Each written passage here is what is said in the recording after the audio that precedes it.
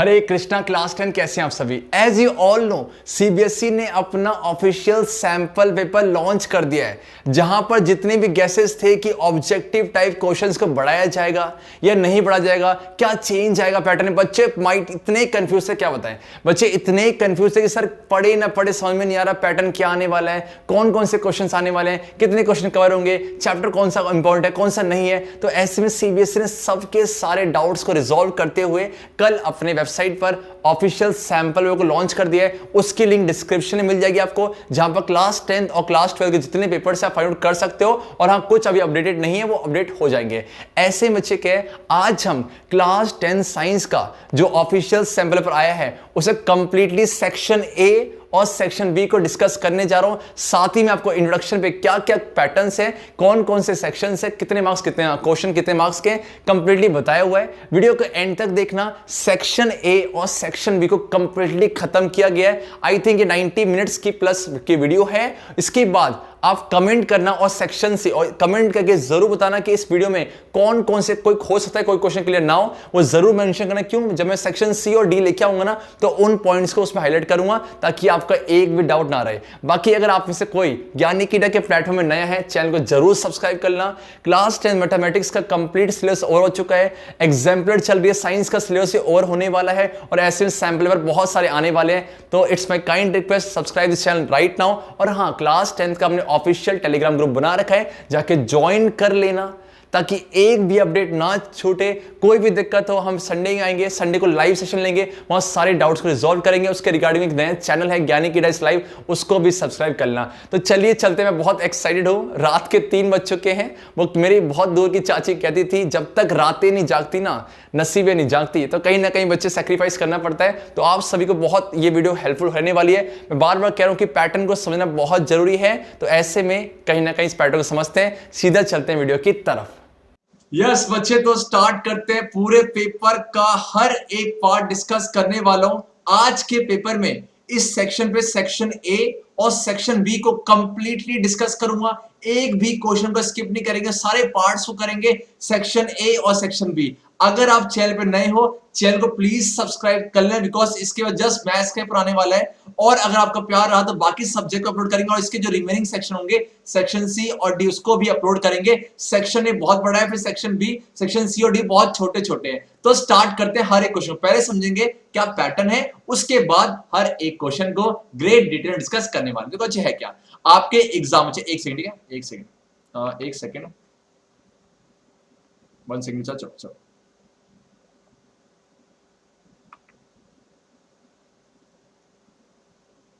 एक सेकंड, चलो। यस ठीक है। तो आपके एग्जाम में बच्चे 4 सेक्शंस होने वाले एग्जाम क्वेश्चन पेपर में, आपका A B C and D. और टोटल नंबर ऑफ क्वेश्चन कितने आपके 36 क्वेश्चन रहने वाले हैं, जहां पर सेक्शन का डिवीजन है A B C D. Section A में जो क्वेश्चन है वो आपका 1 से लेकर 20 तक है और हर एक क्वेश्चन आपका 1 मार्क्स का है, ठीक है। देन बच्चे आपके पास क्या है, और इस 1 मार्क्स में क्या क्या चीज इंक्लूड है, आपका मल्टीपल चॉइस क्वेश्चन, जहां सीबीएसई कह रही थी कि मल्टीपल चॉइस क्वेश्चन की वेटेज को बढ़ाया जाएगा और साफ साफ दिख रहा है। देन बच्चे क्या आपका very short answer type question, then आपका असर्शन रीजन बहुत इंपॉर्टेंट है। और ज्ञानी कीड़ा के प्लेटफॉर्म बहुत सारे मैंने असाइनमेंट दे रखे हैं, जहां पर असर्शन रीजन टाइप क्वेश्चन को डिस्कस करते हैं और कंप्लीटली बहुत सारे हर एक चैप्टर के मैंने असर्शन रीजन टाइप क्वेश्चन दे रखे हैं, ठीक है। देन बच्चे बोल के आपका सेक्शन बी है, जो कि 21 से लेके 26 तक है।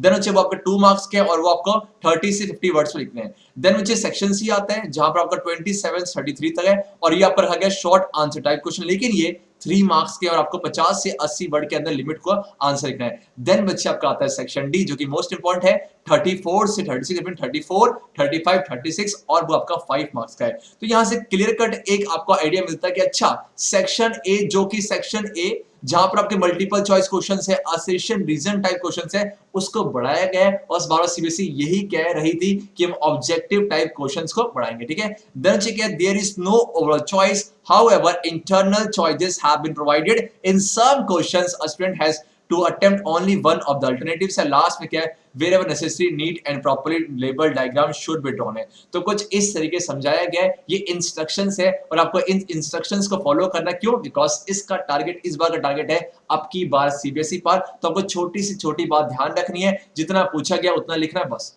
अब स्टार्ट करें बच्चे, स्टार्ट करते हैं हर एक क्वेश्चन को। चलो बच्चे, तो here is the section A, और सेक्शन ए का, और हाँ बच्चे यहां से ना एक आपको आइडिया मिलने वाला है, क्या जो हम ज्ञानी कीड़ा के प्लेटफॉर्म पे सीख रहे हैं वो सफिशिएंट था कि नहीं था, आज उसका प्रूफ आपको मिलेगा।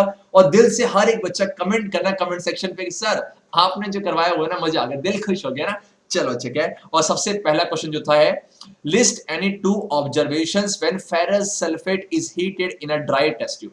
Sir chapter first chemical reactions and equation की एक एक्टिविटी याद आ गई, जहां पर एक टेस्ट ट्यूब में फेरस सल्फेट को लिया था, उसे हीट कर रहे थे, और इसी के सेकंड में क्या पूछा गया है, identify the products form when 1 millilitre of dilute HCl is added to 1 gram of sodium metal. बहुत सिंपल सी बात है। जो चीज क्या बोला आपसे, यहाँ पर क्या आपके पास एसिड है, और एसिड में क्या, एसिड को कहां ऐड करें, आपका metal, it means acid plus में मेटल। अब सोच के बोलना बच्चे, acid plus metal, chemical reactions of acid पढ़ चुके हैं, क्या बनता है बच्चा आपका, सॉल्ट बनता है, प्लस में कौन सी गैस बनती है सर, हाइड्रोजन गैस बनती है। ठीक है, सेम वही करना है। तो बच्चे पहले क्वेश्चन का जो पार्ट ए था उसका आंसर देखते हैं, है क्या, जब हम फेरस सल्फेट के क्रिस्टल्स को हीट करते हैं, तो जब हीट करोगे एनर्जी एब्जॉर्ब हो रही है, ऑब्वियस सी बात है, कौन सा रिएक्शन होगा, एंडोथर्मिक की एक्सोथर्मिक, सर ऑब्वियस सी बात है, एनर्जी एब्जॉर्ब हो रही है ना, और जब एनर्जी एब्जॉर्ब होगी इसे क्या बोलते हैं, एंडोथर्मिक रिएक्शंस है। और साथ ही में डिकम्पोजिशन रिएक्शन, क्यों, यहाँ पर एक सिंगल रिएक्टेंट टूट के दो या दो से ज्यादा प्रोडक्ट की फॉर्मेशन कर रहा है, क्या बना, आपका बना फेरिक ऑक्साइड प्लस में SO2 that is sulphur dioxide, and SO3 sulphur trioxide है। ये बहुत ही पॉइजनस गैसेस है, तभी बोलते हैं इस एक्सपेरिमेंट को या फिर इस एक्टिविटी को परफॉर्म करते समय हमें केयरफुल जो है स्टेप्स लेने पड़ते हैं। अब देखो क्या यहाँ पर आपको समझानी है, देखो आयरन की वैलेंसी आपका प्लस का 2 भी होता है, और आयरन की वैलेंसी बच्चे आपका प्लस का 3 होता है।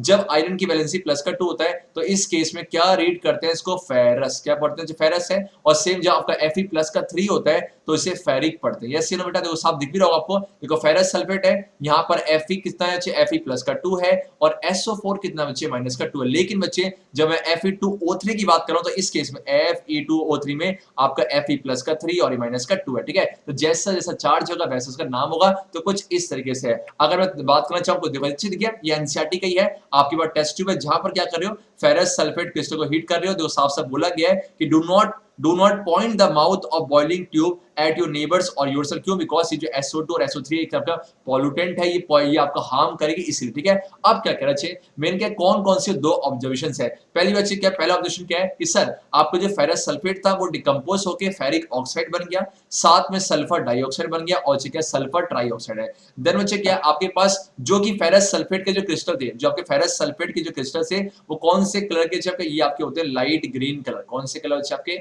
ये बच्चे आपके होते हैं लाइट ग्रीन कलर है। और जैसे हीट करो क्या बना, फेरिक ऑक्साइड, तो ये ब्राउन रंग के होते हैं, ये ब्राउन रंग के होते हैं, और जो गैस है कलरलेस होते हैं। तो ऐसे में जो ब्राउन ग्रीन जो कलर था वो किस में चेंज हो गया, आपका ब्राउन रेडिश ब्राउन पे चेंज हो गया, बिकॉज क्यों, आपका फेरिक ऑक्साइड जो होते हैं वो रेडिश ब्राउन होते हैं। इसका मतलब दो ऑब्जर्वेशन लिखनी थी। देखो बहुत सिंपल है, सीबीएसई एग्जाम में जब आप जाओगे ना तो आपको टू द पॉइंट आंसर लिखने होते हैं, साफ साफ पूछा गया है। इट मींस ये तो मैंने आपको सिर्फ समझाने के लिए दिया, आपको मेन इस रिएक्शन को लिखना था। केमिस्ट्री में ये ट्राई करना कि रिएक्शन को रिप्रेजेंट करना और पॉइंट के फॉर्म में आंसर है। देन सेकंड क्या पूछा बेटा, identify the products when 1 millilitre of dilute HCl। बहुत सिंपल है, HCl HCl को किससे रिएक्ट करवा रहे हो आप, मेटल से। कौन सा मेटल है, सोडियम है।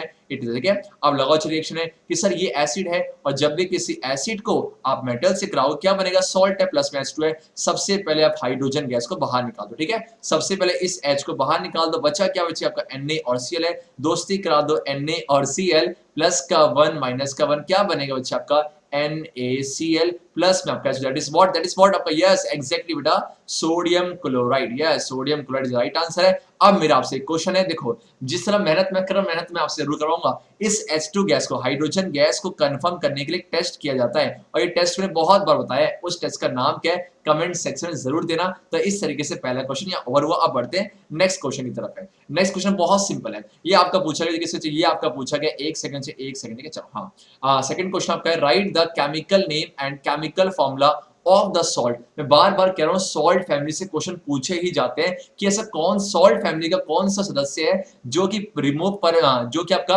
परमानेंट हार्डनेस ऑफ वाटर को रिमूव करने के लिए इस्तेमाल किया जाता है। Write the chemical name and chemical formula of the salt used to remove permanent hard disk of water. है क्या इसका आंसर है आपका Na2CO3.10H2। सोच के बोला ये क्या चाहिए, yes exactly you are right, you are right. Exactly क्या है सर, ये वॉशिंग सोडा है बच्चे, क्या आपका वॉशिंग सोडा इसका नाम है, वॉशिंग सोडा इसका नाम है। सेम बच्चे क्या है इसका केमिकल फॉर्मूला क्या है बच्चे, इसका केमिकल फॉर्मूला आपका है, केमिकल फॉर्मूला बच्चे बोलो क्या आपका, यस बच्चे Na2CO3.10H2। यस या नो। अब मुझे बताओ, आप पढ़ चुके हो एसिड बेस सॉल्ट है, यहाँ पर जो 10H2 ये है क्या, ये 10H2 सर ये है fix number of water molecule, और किसी भी सॉल्ट में जो fix number of water molecules होते हैं उसे क्या बोलते हैं। इसका आंसर कहां पुट डाउन करोगे, कमेंट सेक्शन पे। मैंने बहुत लेक्चर में, अगर आप नए हो ना, वैसे हम हर एक चैप्टर को ग्रेट डिटेल डिस्कस कर चुके हैं, तो आप विजिट कर सकते हो और सारी इन्फॉर्मेशन को मिल जाएगी। अब बढ़ते हैं आज के नेक्स्ट क्वेश्चन की तरफ, और ये आज का नेक्स्ट क्वेश्चन है,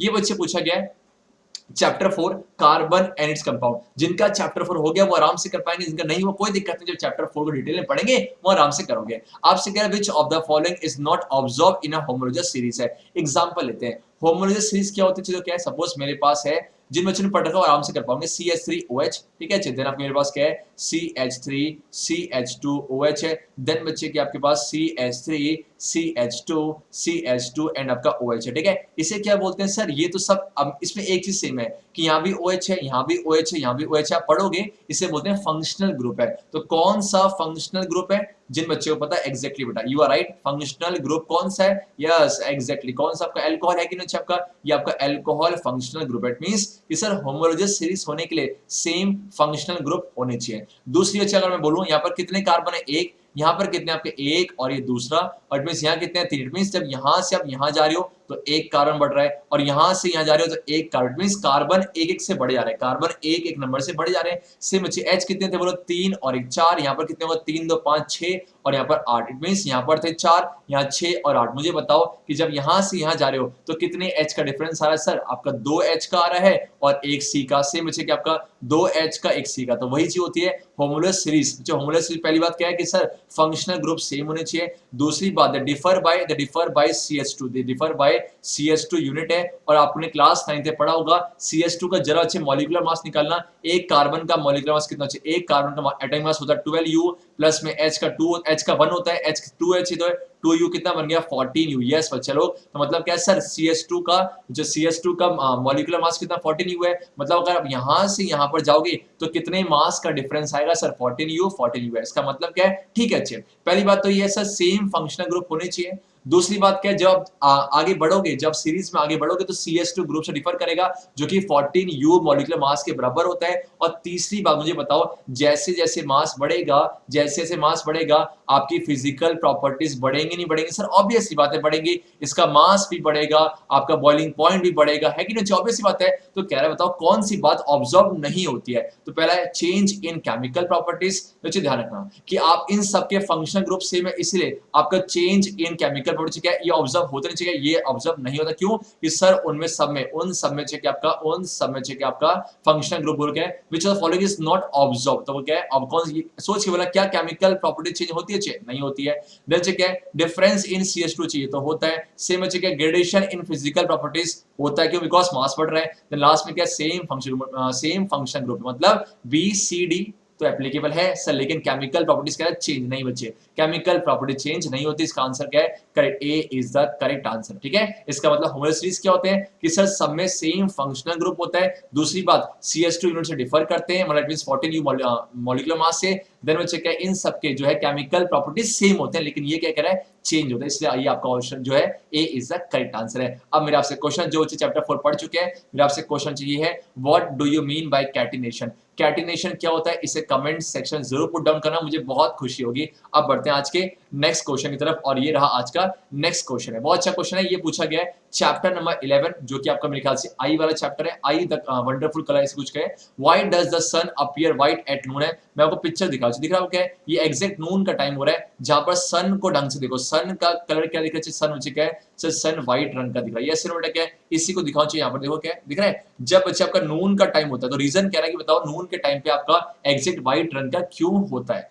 बहुत सिंपल सी बात है बच्चे, देखो होता क्या, मुझे बताओ, कि अगर आप सन यहाँ पर है, ठीक है, सन यहाँ पर सलमान सपोज कि आपका यहाँ पर है, तो अगर यहाँ पर सन है, तो इस केस में क्या, जब आपका सन बच्चे नून पे ना, तो एग्जैक्ट हमारे हेड के ऊपर होता है, नून पे एग्जैक्ट हमारे हेड के ऊपर होता है, और इस समय पे आपका जो सन बच्चे वो आपका कम डिस्टेंस बोल गया है, लेस डिस्टेंस पर होता है, लेस डिस्टेंस पर प्रेजेंट होता है। लेकिन जैसे बच्चे कि आपका ये आपका जो ये करेक्ट बच्चे हमारा पता है अर्थ रोटेट करता है, तो ऐसे में जो बच्चे क्या है, जब पोजीशन होगी यहाँ पर इस तरीके से, तो उस केस में ज्यादा डिस्टेंस कवर करना पड़ता है किसको, सन की लाइट रेज को। तो है क्या, the phenomena behind the sun appears white at noon, scattering of light है, sun is directly overhead and overhead का बच्चे आपका कब बच्चे, जब आपका दोपहर का टाइम होता है, and sunlight travels are relatively shorter distance in the atmosphere of earth है, इसका मतलब शॉर्टर डिस्टेंस से ट्रेवल करना पड़ता है, तो स्कैटरिंग ज्यादा होती होगी कि ऑब्वियसली कम, सर कम डिस्टेंस है ना, इसलिए स्कैटरिंग भी कम होती है। This causes only a little of all the colours to be scattered, even blue colour, so the सन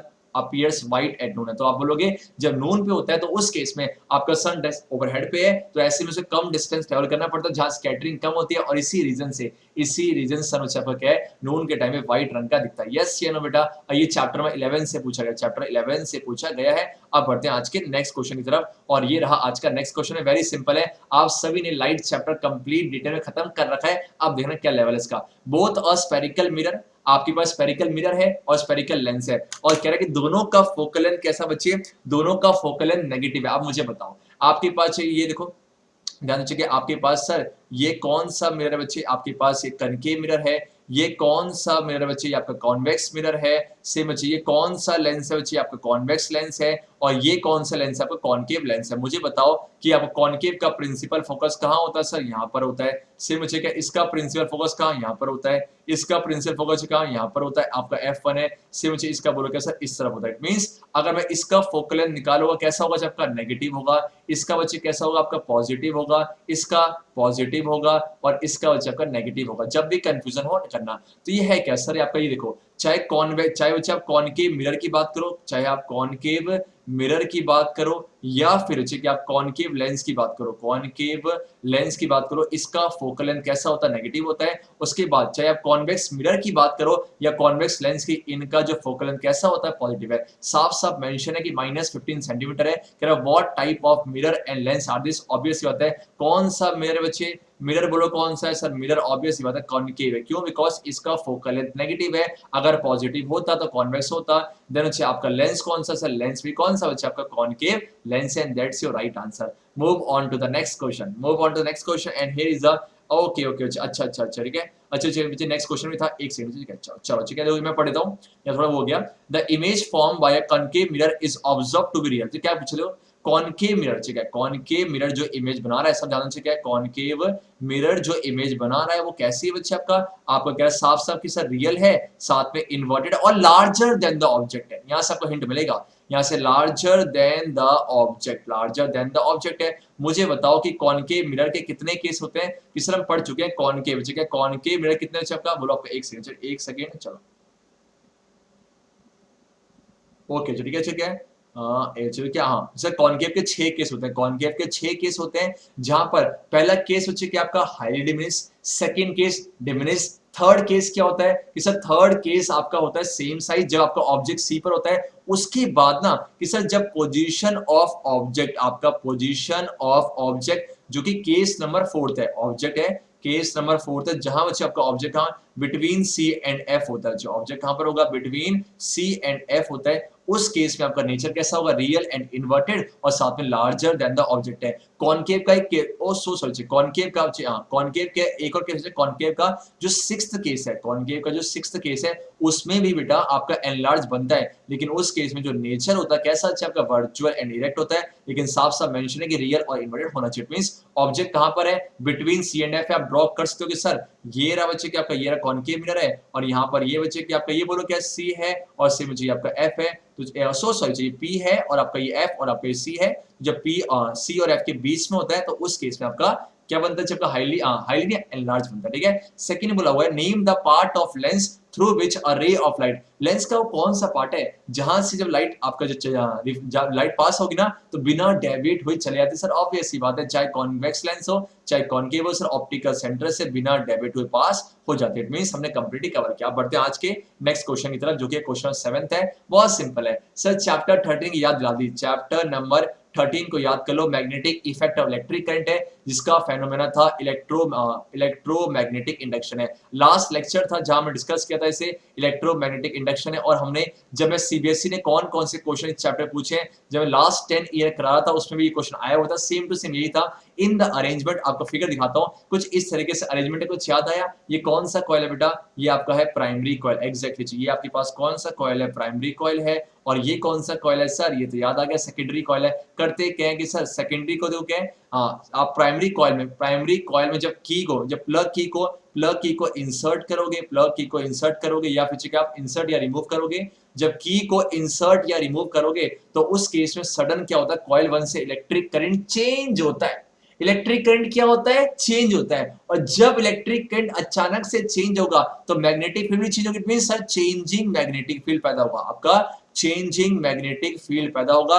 और इसी चेंजिंग मैग्नेटिक फील्ड की वजह से सामने वाले कॉइल 2 में जो कि सेकेंडरी कॉइल है उसमें आपका करंट इंड्यूस हो जाएगा और इसी करंट को बोलते हैं इंड्यूस करंट है। तो आपसे क्या बोला गया है बताओ कि initially in the arrangement shown in figure there are two coils bound on a non conducting cylindrical rod. Initially the key is not inserted, later the key is inserted and then removed shortly after है। तो आप क्या notice करोगे sir, आपका case जो आपका जब की को इंसर्ट कर रहे हो और रिमूव कर रहे हो तो इस केस में मैग्नेटिक फील्ड चेंज हो रही है जिसकी वजह से आपका करंट बन रहा है और इसी को बोलते हैं इलेक्ट्रोमैग्नेटिक इंडक्शन है। बस एक डिफरेंस ये होगा कि जब अगर इंसर्ट कर रहे हो, इंसर्ट के केस में जो गैल्वेनोमीटर है इसमें डिफ्लेक्शन अगर लेफ्ट की तरफ है तो आपको जब की को रिमूव करोगे तो उस केस में राइट की तरफ होगा। बस ये चेंज हो जाएगा और कुछ चेंज नहीं होगा। तो इससे क्या चल रहा है कि सर जैसे आप मैग्नेटिक फील्ड की डायरेक्शन को चेंज करोगे वैसे सब करंट जो इंड्यूस हो भी चेंज हो जाएगा। अब मेरा क्वेश्चन आपसे ये है बच्चा लोग, मुझे बस इतना बता देना कि यहाँ पर जो करंट इंड्यूस हो रहा है, यहाँ पर जो करंट इंड्यूस हो रहा है उसकी डायरेक्शन को निकालने के लिए एक रूल का इस्तेमाल किया जाता है। वो रूल क्या है बता देना, मेरी आत्मा को शांति मिल जाएगी। और कुछ इस तरीके से लिखना है कि there are momentary deflections that die out shortly, the deflections are in the opposite direction से। हम ये ऑब्जर्व करेंगे, या थोड़ा मिसप्रिंट है। अब बढ़ते हैं आज के नेक्स्ट क्वेश्चन की तरफ है और ये रहा क्वेश्चन 8th है। सेम मुझे पूछा गया चैप्टर नंबर 13 से, draw the magnetic field lines around a straight current carrying conductor. मेरे पास सर एक कंडक्टर है और स्ट्रेट है, उसके अराउंड कैसी मैग्नेटिक फील्ड लाइंस होंगी? बहुत सिंपल है सर, कितनी बार पढ़े, जब भी ऐसा होगा कंडक्टर स्ट्रेट होगा तो आपकी फील्ड लाइंस कैसी होंगी सर? कंसेंट्रिक सर्कल्स है। और उन सारे कंसेंट्रिक सर्कल का सेंटर क्या होगा सर? खुद वो कंडक्टर ही होगा, खुद बच्चे वो कंडक्टर ही होगा। तो ऐसे में कंसेंट्रिक सर्कल्स होंगे, ठीक है, आपको ड्रॉ करनी है। देन सेकंड बच्चे वैसे पूछा नहीं गया है, यहाँ पर ना, यहाँ पर कौन सा रूल काम आता है बच्चे? यहाँ पर आपका राइट हैंड थंब रूल काम आता है। हम कंप्लीटली बच्चे, में बार बार कह रहा हूं कि अगर आप में से कोई नया इस वीडियो को देख रहा है, नई पहली बार चैनल पे आया है, बताना चाहूंगा हर एक लेक्चर को, हर एक टॉपिक को ग्रेट डिटेल डिस्क्राइब किया हुआ है। आप जाके एक विजिट करना, आपको खुद आइडिया मिल जाएगा बच्चे कि ज्ञानीकेडा के प्लेटफॉर्म कितना कुछ है सीखने को। नीचे क्या राइट हैंड थंब रूल है, ये क्या बोलता है कि सर आपने कंडक्टर को होल्ड करो, जहां पर आपकी फिंगर कर्ल होंगी वहां पर क्या पता चलेगा सर? वहां पर आपका जो है मैग्नेटिक फील्ड डायरेक्शन होगी। और ऐसे में क्या है, याद है मैंने कुछ कहा था कि जब आपका ऊपर क्या मान लो, सर ऊपर मान लो स्काई, नीचे क्या मान लो आपका, नीचे बोलो क्या आपका लैंड, स्काई, और नीचे बोलो क्या लैंड है। अगर स्काई से लैंड आएगा, स्काई से लैंड से मान लो क्या है, सपोज कोई इंसान स्काई से लैंड आ रहा है, मीन धरती में पैदा हो रहा है, तो उस केस में कैसा होगा सर? क्लॉकवाइज। स्काई से लैंड बच्चे क्या आपका स्काई से लैंड जब आएगा तो कैसा? क्लॉकवाइज होगा। यस ये नो बेटा। और जब लैंड से स्काई जाएगा, जब आपका लैंड से कहां गया, लैंड से स्काई गया, तो क्या बोलेंगे सर? आपका एंटी क्लॉकवाइज। यस एग्जैक्टली बच्चा पार्टी, एग्जैक्टली, ठीक है। रात के मेरे ख्याल से कितने बज रहे हैं? 1:30 के आसपास हो रहे हैं, लेकिन एनर्जी लेवल बच्चे क्या है, आप सभी का प्यार इतना क्या होता है। तो कुछ इस तरीके से, और ऐसे राइट हैंड थंब रूल बोलते हैं कि अब क्लॉकवाइज होगा, एंटी क्लॉकवाइज बताया मैंने आपको रूल की। जब ऊपर को स्काई मान लो, नीचे का लैंड मान लो, स्काई से लैंड, ऐसे मानो कि स्काई से पैदा हुआ बच्चा तो सब कुछ सीधा सीधा दिखेगा, बोलो क्या क्लॉकवाइज है। लेकिन जब लैंड से स्काई जा रहा है, क्लास, तो ऊपर गया एंटी क्लॉकवाइज है। अब बढ़ते हैं आज के नेक्स्ट क्वेश्चन की तरफ है। Two unequal resistance are connected in parallel. फिर से बोलो, हाईलाइट करो, फिर से बोलो, हाईलाइट करो कि दो अनइक्वल रेसिस्टेंस है। मान लो एक को R1 मान लो बच्चे और एक को क्या मान लो R2, ठीक है, ऑब्वियस सी बात है। और साफ साफ लिखो कौन सा कनेक्शन है बच्चे, आपका पैरेलल कनेक्शन है। सर जैसे ही इन्होंने पैरेलल कनेक्शन बोला, मेरे चेहरे पे एक लाली जरूर आ गई कि सर पैरेलल कनेक्शन पे आपका क्या है, पोटेंशियल डिफरेंस सेम होता है। यस या नो बच्चे, पैरेलल कनेक्शन पे क्या सेम होता है बच्चे, पोटेंशियल डिफरेंस क्या होता है कि सर पोटेंशियल डिफरेंस आपका सेम होता है। अब क्या कह रहा है, if you are not provided with any other parameters numerical values, कह रहा है कि इसके अलावा ना बस R1 और R2 दिया और इस तरह बताया गया कि पैरेलल कनेक्शन है और आपको ना I की वैल्यू दी गई है ना आपको R की, क्या पूछा गया है बताओ किसके across, what can we said about the voltage drop across the two resistors है। सर जब इन्होंने हिंट दिया ना, ये भैया हम समझदार हैं, हम समझदार हैं, हम समझ गए पैरेलल है, तो चाहे मुझे हिंट दो या ना दो, वोल्टेज ड्रॉप इसके अक्रॉस सेम रहेगा। It means voltage drop across the two resistor will be same as they are connected in the parallel connection. Second क्या बोला गया, sir some work is done to move a charge Q, किसी charge को infinity से किसी point पे लाया गया ए, यस या नो, और इस पॉइंट पे पोटेंशियल कितना है बच्चे, वी और प्लस का भी है सेम बच्चे, मान लो क्या सपोज, और कह रहा है कि what is the work done to move this charge from infinity. Obvious सी बात है, वर्क डन क्या बच्चे मान लो, वर्क डन क्या मान लो बेटा, वर्क डन को मान लो W, चार्ज दे रखा क्या मानना है, चार्ज बच्चे मानना है Q, और V बच्चे क्या आपका, सर V आपका होता है पोटेंशियल डिफरेंस है। और सर ज्ञानी कीड़ा की इलेक्ट्रिसिटी का सेकंड लेक्चर में पढ़ा था हमने कि एक ना फॉर्मूला याद आता छोटा सा है ना, क्या बात है, V इक्वल टू क्या होता है sir, potential difference is defined as the W by Q। Yes या नो, आपसे W का पूछा हुआ तो अरेंज कर दो, W क्या बन जाएगा, V into Q, that's your answer. Yes या no, now move on to the next question. मेरा क्वेश्चन, हाँ नेक्स्ट क्वेश्चन में बढ़ने से पहले बहुत सिंपल मैं पूछूंगा कि W की SI यूनिट क्या होती है, कमेंट सेक्शन भर देना। V की क्या होती है SI यूनिट, कमेंट सेक्शन भर देना। Q की SI यूनिट क्या होती है, कमेंट सेक्शन भर देना। अब बढ़ते हैं आज के 10th क्वेश्चन की तरफ, चलो। ओके, बायोलॉजी आ गई sir, chapter 6 life process favourite topic बन चुका है सर हमारा, लाइफ प्रोसेस। यस बच्चा लोग, बहुत सिंपल सी बात है, veins are thin walled and have valves. बहुत सिंपल है सर, वीन्स क्या करता है सर, वीन्स पहली बात तो हमेशा क्या करेगा, हार्ट से ना, हार्ट के पास ब्लड को लेके आता है। पहली बात क्या है, veins always carry blood to the heart, heart के पास लेके जाता है, हार्ट के पास। और अक्सर जब हार्ट के पास लेके आता है तो कैसा आपका डीऑक्सी होता है, अक्सर बोला जाता नीचे क्या है, ज्यादातर डीऑक्सीजनेटेड ब्लड को ही कैरी करता है। लेकिन एक एक्सेप्शन होता है, कौन सा, पल्मोनरी वीन। यस बच्चे, पल्मोनरी वीन ऐसा वीन है जो कि वीन होने के बावजूद आपका ऑक्सीजनेटेड, अच्छा आपका ऑक्सीजनेटेड ब्लड को कैरी करता में पड़ चुके हैं। यस ये नो बेटा, ठीक है। और दूसरी बात मुझे बताओ कि आपका जो वीन्स है उसमें कैसा ब्लड फ्लो कर रहा है, आपका डीऑक्सी कर रहा है, वीन्स में डीऑक्सी कर रहा है। तो ऐसे में आप बताओ जिस डीऑक्सी कैरी कर रहा है तो आप चाहोगे वो जो डीऑक्सी वापस चले जाए, नहीं ना, आप चाहोगे डीऑक्सी जो सीधा कहां जाए, आपका कहां जाए, हार्ट के पास, और हार्ट से करते करते कहां, लंग्स के पास जाए। तो ऐसे में बैक फ्लो को रोकना चाहते हो, यही रीजन है। देखो पहली बात क्या है, जब वीन्स हार्ट के पास ब्लड लेके जाता ना तो उस समय ब्लड का प्रेशर बहुत कम होता है, ब्लड बहुत कम प्रेशर फ्लो कर रहा होता है, कम प्रेशर है तो सोचिए बोला थिक वॉल चाहिए, थिन, ऑब्वियस सी बात थिन चाहिए, क्यों, प्रेशर इतना नहीं है। सेकंड बात क्या है, वाल्व्स क्यों, बिकॉज आपका वीन्स डीऑक्सी ब्लड कैरी करता है तो बैक फ्लो को रोकने के लिए। अगर मैं फिगर से दिखाऊं, फिगर दिख रहा है, फिगर ध्यान देखोगे आप, सोचिए बोला देखो क्या कह रहे, देखो वीन्स है पहले बात थिन वॉल्स, क्यों, because of blood, because the blood there is no longer under pressure, pressure नहीं होता। और दूसरी बात क्या है, आप क्या चाहते हो कि ब्लड एक डायरेक्शन फ्लो करे, बैक फ्लो ना करे, इसीलिए उसमें क्या होते हैं, जगह वाल्व्स होते हैं। अब मेरा आपसे क्वेश्चन ये है, बताओ साफ साफ देखो, इसकी देखो ये थिक है कि थिन है, अगर मैं इसे और इसे कंपैरिजन करूं, क्या थिक है कि थिन, सर इसका जो थिक दिख रहा है, साफ साफ थिक दिख रहे हैं, क्या आपका सेम ये थिन दिख रहे हैं, तो सर ये बोलो क्या होगा, सर ये आर्टरीज है, ये आपका आर्टरीज है, और बच्चे ये बोलो क्या, वेन्स है। यस ये अंदर है, बाकी सर हमें ये भी दिख रहा है क्या, ये हाँ बच्चे ये नहीं समझना। और हाँ इसमें वाल्व दिख रहे हैं नहीं, लेकिन देखो अच्छा दिख रहा है इसमें वाल्व, ये क्या करते हैं, ये आपके बैक फ्लो को रोकते हैं। तो कुछ इस तरीके से फिगर है, ये आपको सिर्फ समझाने के लिए दिखाया था, लाइक बस अब पता होना चाहिए इस तरीके। चलो अब बढ़ते हैं आज के नेक्स्ट क्वेश्चन की तरफ, और ये आज के क्वेश्चन 11th है, बहुत सिंपल है। चैप्टर 6 की फिर से याद आ गई, कौन सा चैप्टर था, चैप्टर 6 लाइफ प्रोसेस, वहां पर हम पढ़ रहे थे डाइजेशन, ठीक है। क्या बोला हुआ है, how is the wall of small intestine adapted for performing the function of absorption of food है। ऑब्वियसली बात है एलिमेंट्री कैनल का ये जो स्मॉल इंटेस्टाइन वो पार्ट है जहां पर एब्जॉर्प्शन टेक प्लेस करता है। And what is the reason sir, small intestine की जो वॉल्स होती है ना वहां पर कुछ ऐसे फिंगर लाइक प्रोजेक्शंस होते हैं और इन्हीं फिंगर लाइक प्रोजेक्शंस को क्या नाम देते हैं, विलाई।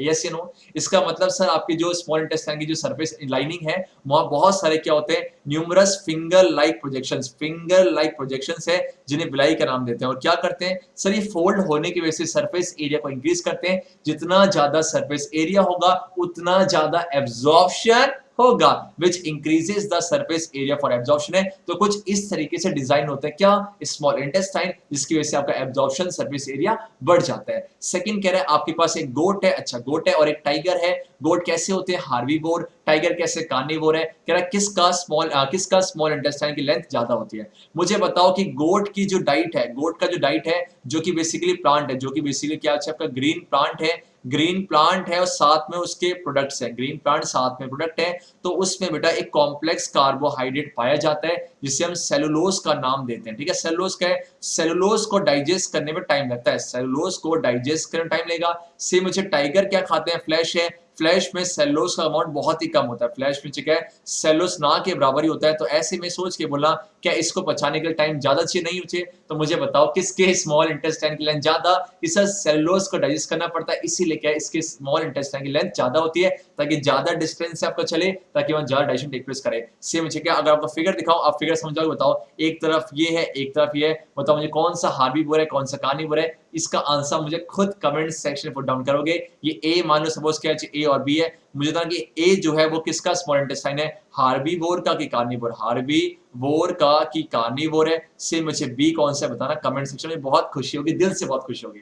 बार बार कह रहा हूं अगर आप नए हो बच्चे, एक ना ऑफिशियल टेलीग्राम ग्रुप है उसको प्लीज ज्वाइन करना। वहां बच्चे बहुत सारे बच्चों के डाउट आप पूछते हो, मुझे बताता हूं, उससे बहुत खुशी होती है। एंड मैथमेटिक्स के कंप्लीट सिलेबस हो चुका है तो बहुत सारे आपके अपडेट्स आने हैं, बहुत सारी चीजें देनी है, इसलिए टेलीग्राम ग्रुप ज्वाइन कर लेना, फ्री ऑफ कॉस्ट है। अब बच्चे बढ़ते हैं आज के क्वेश्चन नंबर 12 की तरफ है। कह रहा ना एक्सप्लेन हाउ ओजोन क्या होता है सर, ये तो O3 है, हम क्लास 9 में पढ़ चुके हैं, बीइंग अ डेडली पॉइजन। मुझे ध्यान रखना एक फैक्ट है कि ओजोन जब ग्राउंड लेवल पे होता है तो ये पॉइजनस होते हैं, ओजोन जब ग्राउंड लेवल पे होते हैं तो पॉइजनस होते हैं, लेकिन जब यही आपका एटमॉस्फेयर में होते हैं तो ये पॉइजनस नहीं होते, तो अपना रूप बदल लेते हैं, जैसी संगति वैसा। अब भैया धरती में हम जैसे है ना, हम जैसे प्राणी है, हम जैसे इतने खतरनाक प्राणी है तो हमारे लिए कैसे पॉइजनस होते हैं, लेकिन ऊपर कौन है, हमारे देवता जी हैं, इसीलिए ठीक है वहां पर सेट होते हैं, यहाँ पर एक फंक्शन का काम करते हैं, उसे बोलते हैं क्या, ओजोन लेयर का।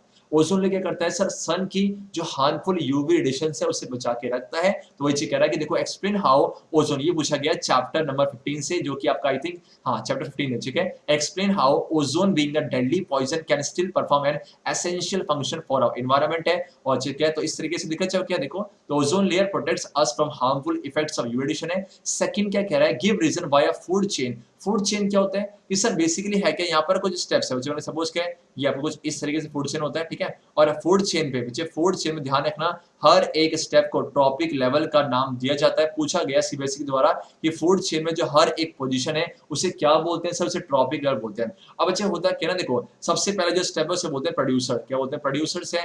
अब जब बच्चे आपका बस ये समझ लो कि ये ए है, ये आपका बी है, ये आपका सी और डी है, हर एक ट्रॉपिक लेवल से सिर्फ 10% एनर्जी ट्रांसफर होता है। मतलब क्या, मान लो क्या है यहाँ बच्चे अगर इसके पास 100 जो सपोज क्या है 1000 जूल एनर्जी थी ना, तो बी के पास कितनी जाएगी, बी के पास जाएगी 100 जूल, सिर्फ 10% है। और सी के पास आपका 10 जूल और डी के पास 1 जूल है। मेरा क्वेश्चन सिंपल से ये है, जब आप ट्रॉपिक लेवल में आगे बढ़ रहे हो, फूड चेन पे आगे बढ़ रहे हो, हर एक ट्रॉपिक लेवल जब आगे बढ़ रहे हो तो वहां पर एनर्जी क्या हो रही है सर, एनर्जी कम होती जा रही है, एनर्जी कम है, इसीलिए ठीक है। अब बताओ एनर्जी कम होती जाएगी तो ऐसे में ये बताओ क्या और स्टेप बढ़ेंगे, नहीं, बिकॉज एनर्जी कम होती जा रही ना, इसलिए ट्रॉपिक लेवल ज्यादा 4 से 5 स्टेप में फूड चेन 4 से 5 ट्रॉपिक लेवल में खत्म हो जाता है। अब आपके मन में क्वेश्चन है कि सर ठीक है आपने बोला कि 10% ही ट्रांसफर होता है, बाकी का 90% कहां गया, अरे गधो बच्चे लाइव प्रोसेस करेंगे नहीं करेंगे, सारे लिविंग है, और लिविंग को लाइव प्रोसेस परफॉर्म करने के लिए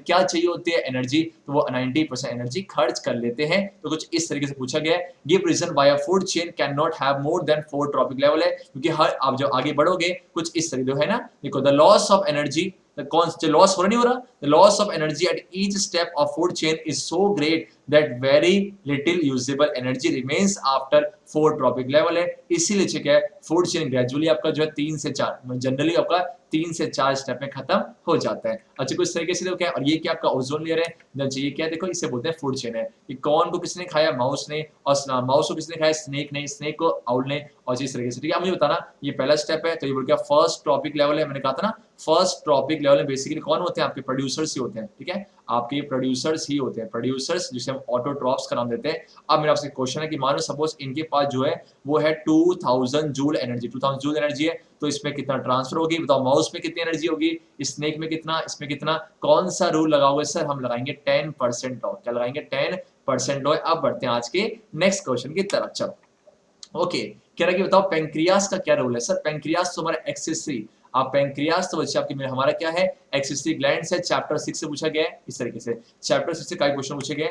अब बहुत सिंपल है, पेंक्रियास के पास सर क्या होता है, डाइजेस्टिव जूस, जो कि अच्छे क्या है, उनमें बहुत सारे एंजाइम्स होते हैं, जैसे लाइक ट्रिप्सिन जो कि प्रोटीन्स को डाइजेस्ट करेगा, और आपका लाइपेज है जो कि आपका इमल्सिफाइड फैट्स को ब्रेक करेगा। कुछ इस तरीके से देखो क्या है, पेंक्रियाटिक, आप पेंक्रियास है ना, पेंक्रियास, पेंक्रियास ने क्या बनाया, जब आपका पेंक्रियास ने बनाया आपका पेंक्रियाटिक जूस है, जो क्या करेगा सर, ट्रिप्सिन को, ठीक है, आपका जो पेंक्रियाटिक जूस के अंदर दो एंजाइम होते हैं, ट्रिप्सिन और लाइपेज, ये आपके एंजाइम्स हैं।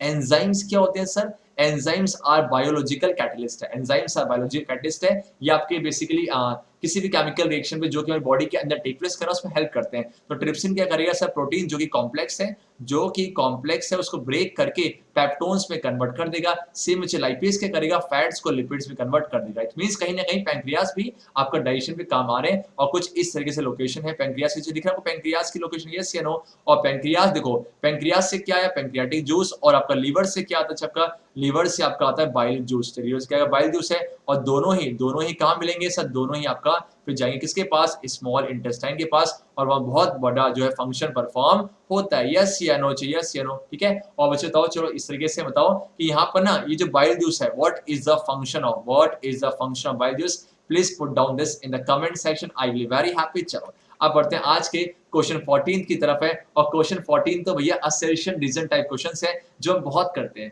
बार बार। अभी चैप्टर 8 खत्म किया, उसमें लगभग 20 के आसपास असर्शन रीजन में प्रोवाइड कर रखे हैं। ठीक है, जो क्या आप दो असर्शन रीजन जो नहीं सुन लो, यहाँ पर आपके दो स्टेटमेंट होगी, एक को बोलते हैं असर्शन और एक को बोलते हैं रीजन। ठीक है, ये सुनो। अब पढ़ते हैं, मानो सपोज क्या है, आपके पास कुछ ऐसा है कि असर्शन भी करेक्ट है और रीजन भी ट्रू है, और रीजन कहीं ना कहीं जो है असर्शन को करेक्टली एक्सप्लेन कर पा रहा है, तो आप जाओगे ऑप्शन ए के साथ। सेकंड क्या है कि असर्शन भी करेक्ट है, ओके, रीजन भी है, लेकिन रीजन ना करेक्टली एक्सप्लेन नहीं कर पा रहा, तो आप जाओगे बी के साथ। सी बचे कि असर्शन ट्रू है और रीजन फॉल्स है, तो आप जाओगे सी के साथ। असर्शन फॉल्स है, रीजन ट्रू है, तो आप जाओगे डी के साथ। अब बाकी बताना चाहूंगा बच्चे, Santosh Bhatt is also available on academy, जहां पर अन अकेडमी के प्लेटफॉर्म पे हम एनटीएससी के लेवल के हम साइंस कर रहे हैं। अगर आप डेली वहां पर आ जाओगे ना, तो ये एमसीक्यू से बता रहा हूँ, हलवा है हलवा।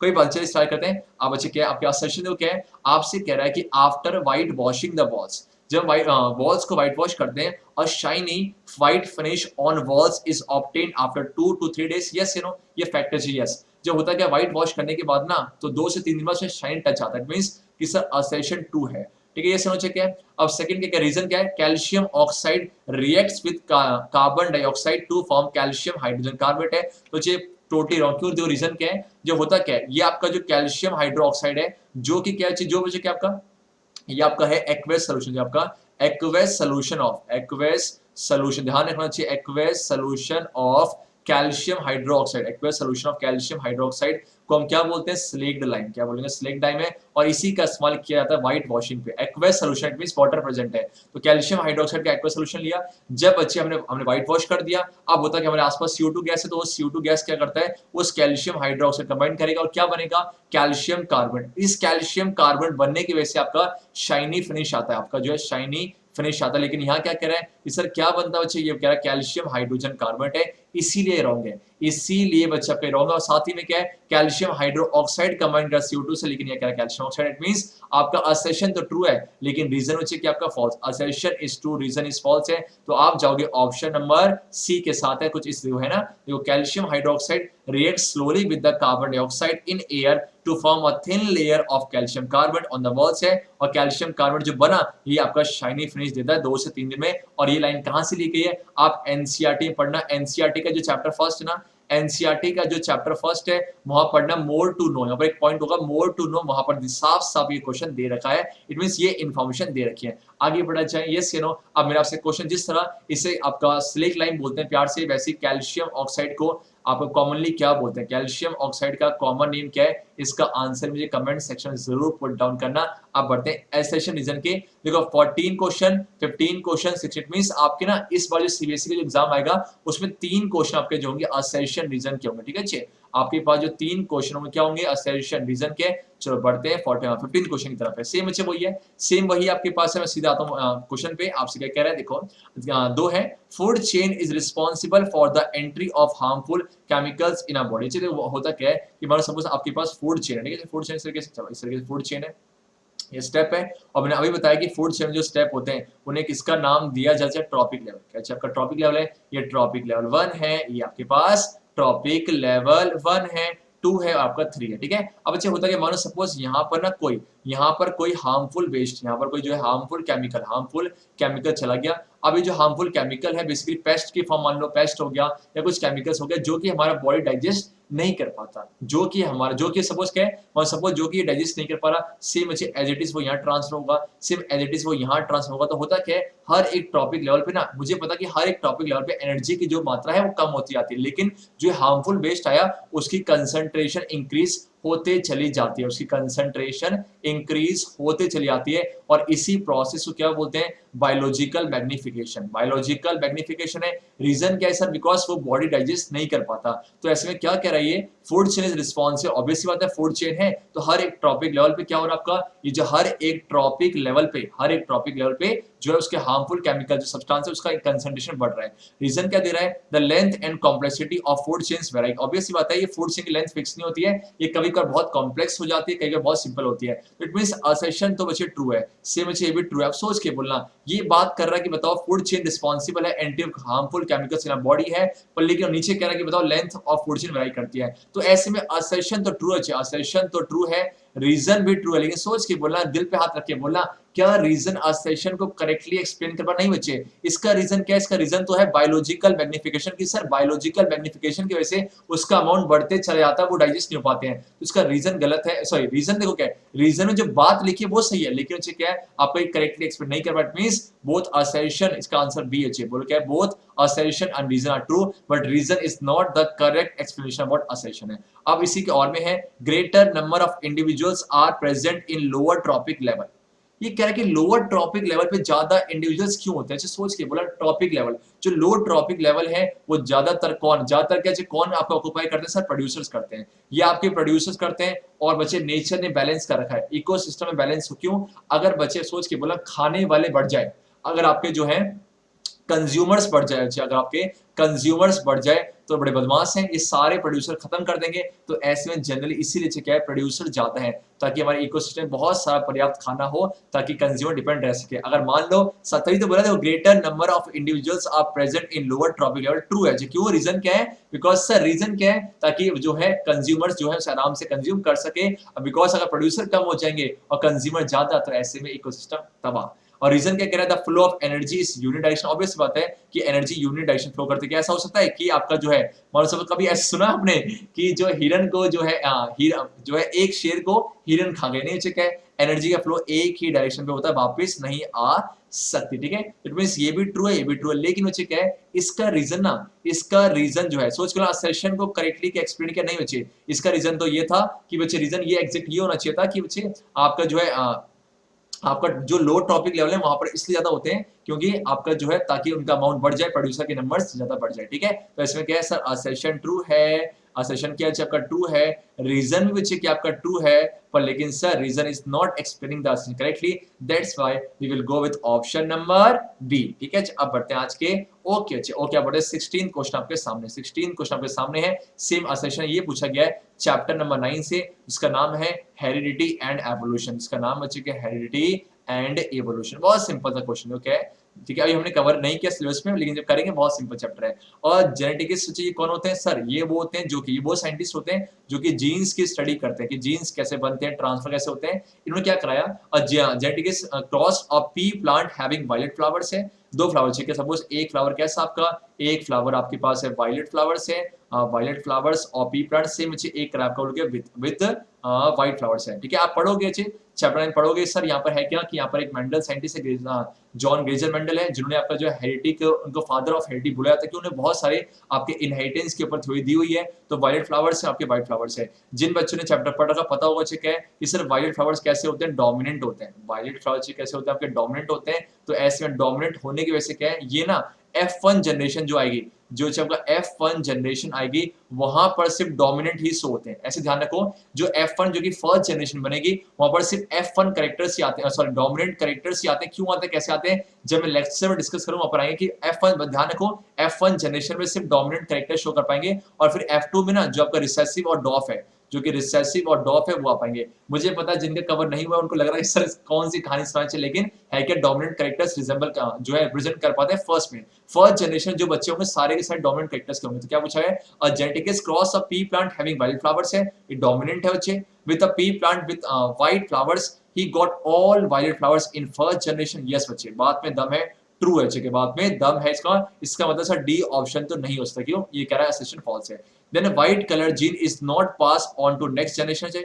अब देखो है क्या, व्हाइट कलर जीन ये कह रहा है कि नेक्स्ट जनरेशन में पास नहीं होते, ऐसा नहीं बच्चे, पास होते हैं, पास बच्चे होते हैं, लेकिन ये रिसेसिव होने की वजह से, लेकिन बच्चे आपका ये रिसेसिव होने की वजह से शो नहीं हो पाते हैं, ठीक है। जो सीबीएसई ने जो मार्किंग स्कीम दी है ना, मेरे हिसाब से मैं अपने हिसाब से ओपिनियन दे रहा हूं कि वहां पर गलत है। इसका आंसर ये होना चाहिए कि सर आपका जो असेशन बोलो कि आपका असेशन बच्चे आपका ट्रू है, लेकिन रीजन बच्चे कि आपका फॉल्स है। लेकिन सर क्या सीबीएसई दिया हुआ है कि आपका असेशन, ये सीबीएसई बोल रही है ऑप्शन बी, सीबीएसई कह रही है ऑप्शन बी, लेकिन मैं कहूंगा ऑप्शन सी। मेरे हिसाब से क्या ऑप्शन सी है, क्यों, बिकॉज व्हाइट कलर जिन पास होते हैं, कह रहा पास नहीं होते हैं, पास तो होते हैं, जिन बच्चों ने पढ़ रखा पता होगा पास तो होते हैं, लेकिन रिसेसिव होने की वजह से रिप्रेजेंट नहीं कर पाते, ठीक है। तो मेरे हिसाब से आपका ऑप्शन सी है। अब सीबीएसई ने जो मार्किंग सी में दिया चाहिए वो आपका बी है। अब देखते हैं कुछ अगर अपडेट आता है तो अलग बात है, पर लेकिन मेरे हिसाब से ऑप्शन सी जो है करेक्ट है। क्यों, बिकॉज रीजन फॉल्स है, व्हाइट कलर जिन आपको पता होना चाहिए सेक्सुअल रिप्रोडक्शन है, यस आप खुद सोचो बच्चे सेक्सुअल में बच्चे सब मान लो कि ये मेल पेरेंट है और ये फीमेल है, बताओ दोनों के कैरेक्टर जाते नहीं जाते, ऑब्वियस सी बात है दोनों के कैरेक्टर जाते हैं, लेकिन ये कैरेक्टर नहीं जाते, तो ऐसे ठीक है, मेरे ख्याल से गलत है, ठीक है। अब बढ़ते हैं आज के क्वेश्चन 17 की तरफ, और 17 क्वेश्चन क्या है, चलो 17 में बच्चे 17 से लेकर 20 तक हर एक क्वेश्चन के 5 सब पार्ट्स हैं, जिनमें से you are expected to answer any 4 sub part है, और 17 से लेकर 20 क्वेश्चन तक हर एक 17, 18, 19, 20 के 5-5 पार्ट है। तो देखो नोटिस कर रहे हो कहीं ना कहीं छोटे छोटे क्वेश्चन को बढ़ाया जा रहा है, छोटे छोटे जो है मल्टीपल चॉइस क्वेश्चंस आपके जो एमसीक्यू से बढ़ाया जा रहा है, बोल रहे थे बढ़ाया, अब बढ़ाया गया है, ताकि वेटेज, ताकि ना बच्चे को कम प्रेशर, ताकि बिकॉज बच्चे क्या है थ्योरी लिखने में और मल्टीपल चॉइस क्वेश्चन बच्चे ने पढ़ भी रखा हो तो आराम से कर लेता है, आप करते हैं, और हाँ उनमें सिर्फ 4 आपको करना है, लेकिन हम सारे करेंगे, ठीक है। चलो ओके ओके बच्चे है क्या, तो है बहुत सिंपल है, ये पूछा गया चैप्टर नंबर 6 से, चैप्टर नंबर 6 से पूछा गया, ठीक है। एक सेकंड पानी पी लेना, कंटिन्यूस बोलने में एनर्जी चली जाती है, एक सेकंड।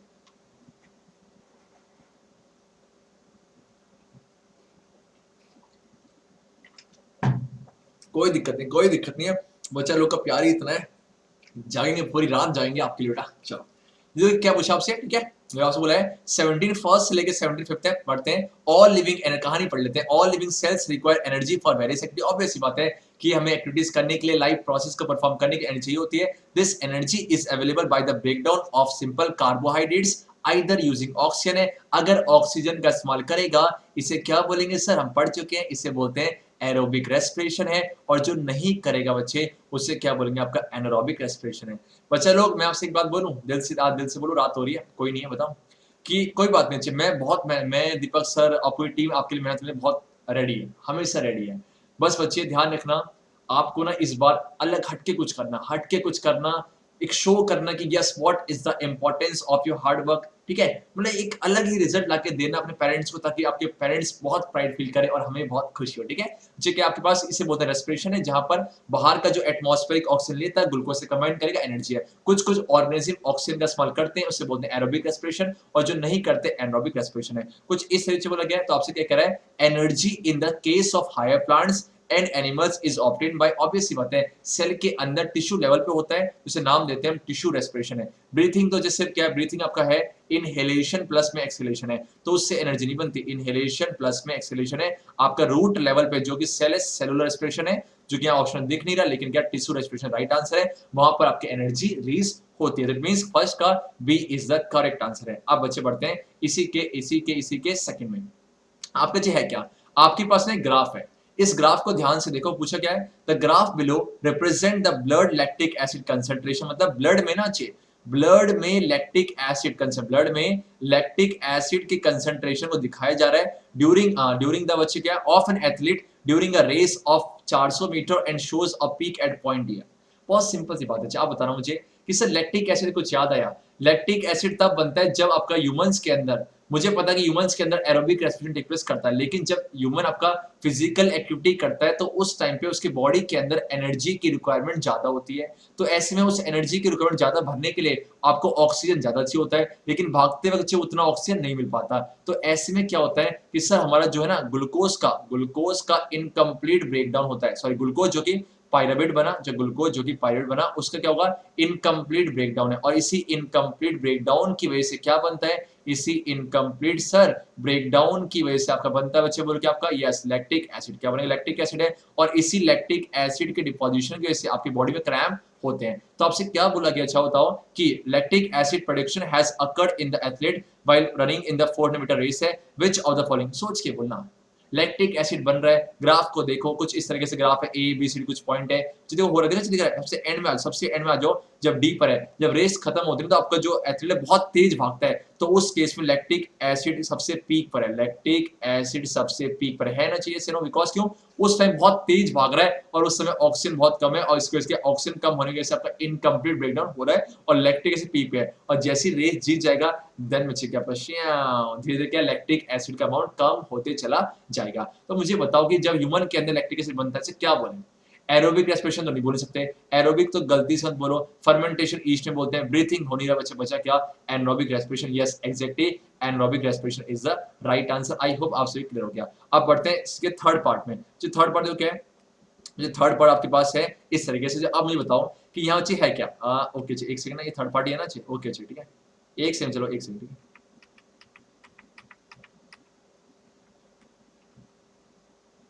ओके ये हो गया हमारा, हाँ चल ठीक है, आपके ठीक है इस तरीके से है क्या, आपके पास प्लॉट है, यहाँ पर एक एनर्जी है और यहाँ पर टाइम है, ठीक है जैसे नोटा बताओ, ये प्लॉट ए और प्लॉट बी है, किसमें ज्यादा एनर्जी है, सोच के बोलना किसमें ज्यादा एनर्जी है। सर ऑब्वियस सी बात है, प्लॉट ए में देखो कंटिन्यूस एनर्जी है और एक स्टेबल है, जो स्टेबल है कि नहीं बेटा, तो ये कौन सा रेस्पिरेशन होगा, सर ऑब्वियस सी बात है ये कि सर ये तो एरोबिक रेस्पिरेशन होगा, एरोबिक रेस्पिरेशन क्यों स्टेबल होते हैं, मुझे क्या ये कौन सा है आपका, सर ये हमारे पास है एनरोबिक रेस्पिरेशन, ये आपके पास है एनरोबिक रेस्पिरेशन। अब कुछ क्वेश्चन पूछेगा, नीचे देखते हैं क्या क्वेश्चन क्या आपके पास, choose the correct combination, choose the correct combination of plots and, ठीक है आप मुझे बताओ प्लॉट ए कौन सा एरोबिक है, तो प्लॉट ए ये कह रहा है कि ये हटा दो और ये हटा दो, क्यों बिकॉज प्लॉट ए एरोबिक में है, ठीक है, तो इट मींस आपको कंफ्यूजन होनी चाहिए ए और बी के साथ है। अब मुझे बताओ कि एरोबिक और एनरोबिक में किसमें ज्यादा एनर्जी बनती है, सर ऑब्वियस सी बात है एरोबिक रेस्पिरेशन के केस में ज्यादा एनर्जी बनती है, तो है क्या, अब ये साफ से लिखा हुआ है कि amount of energy is low and inconsistent in aerobic, सोच के बोलना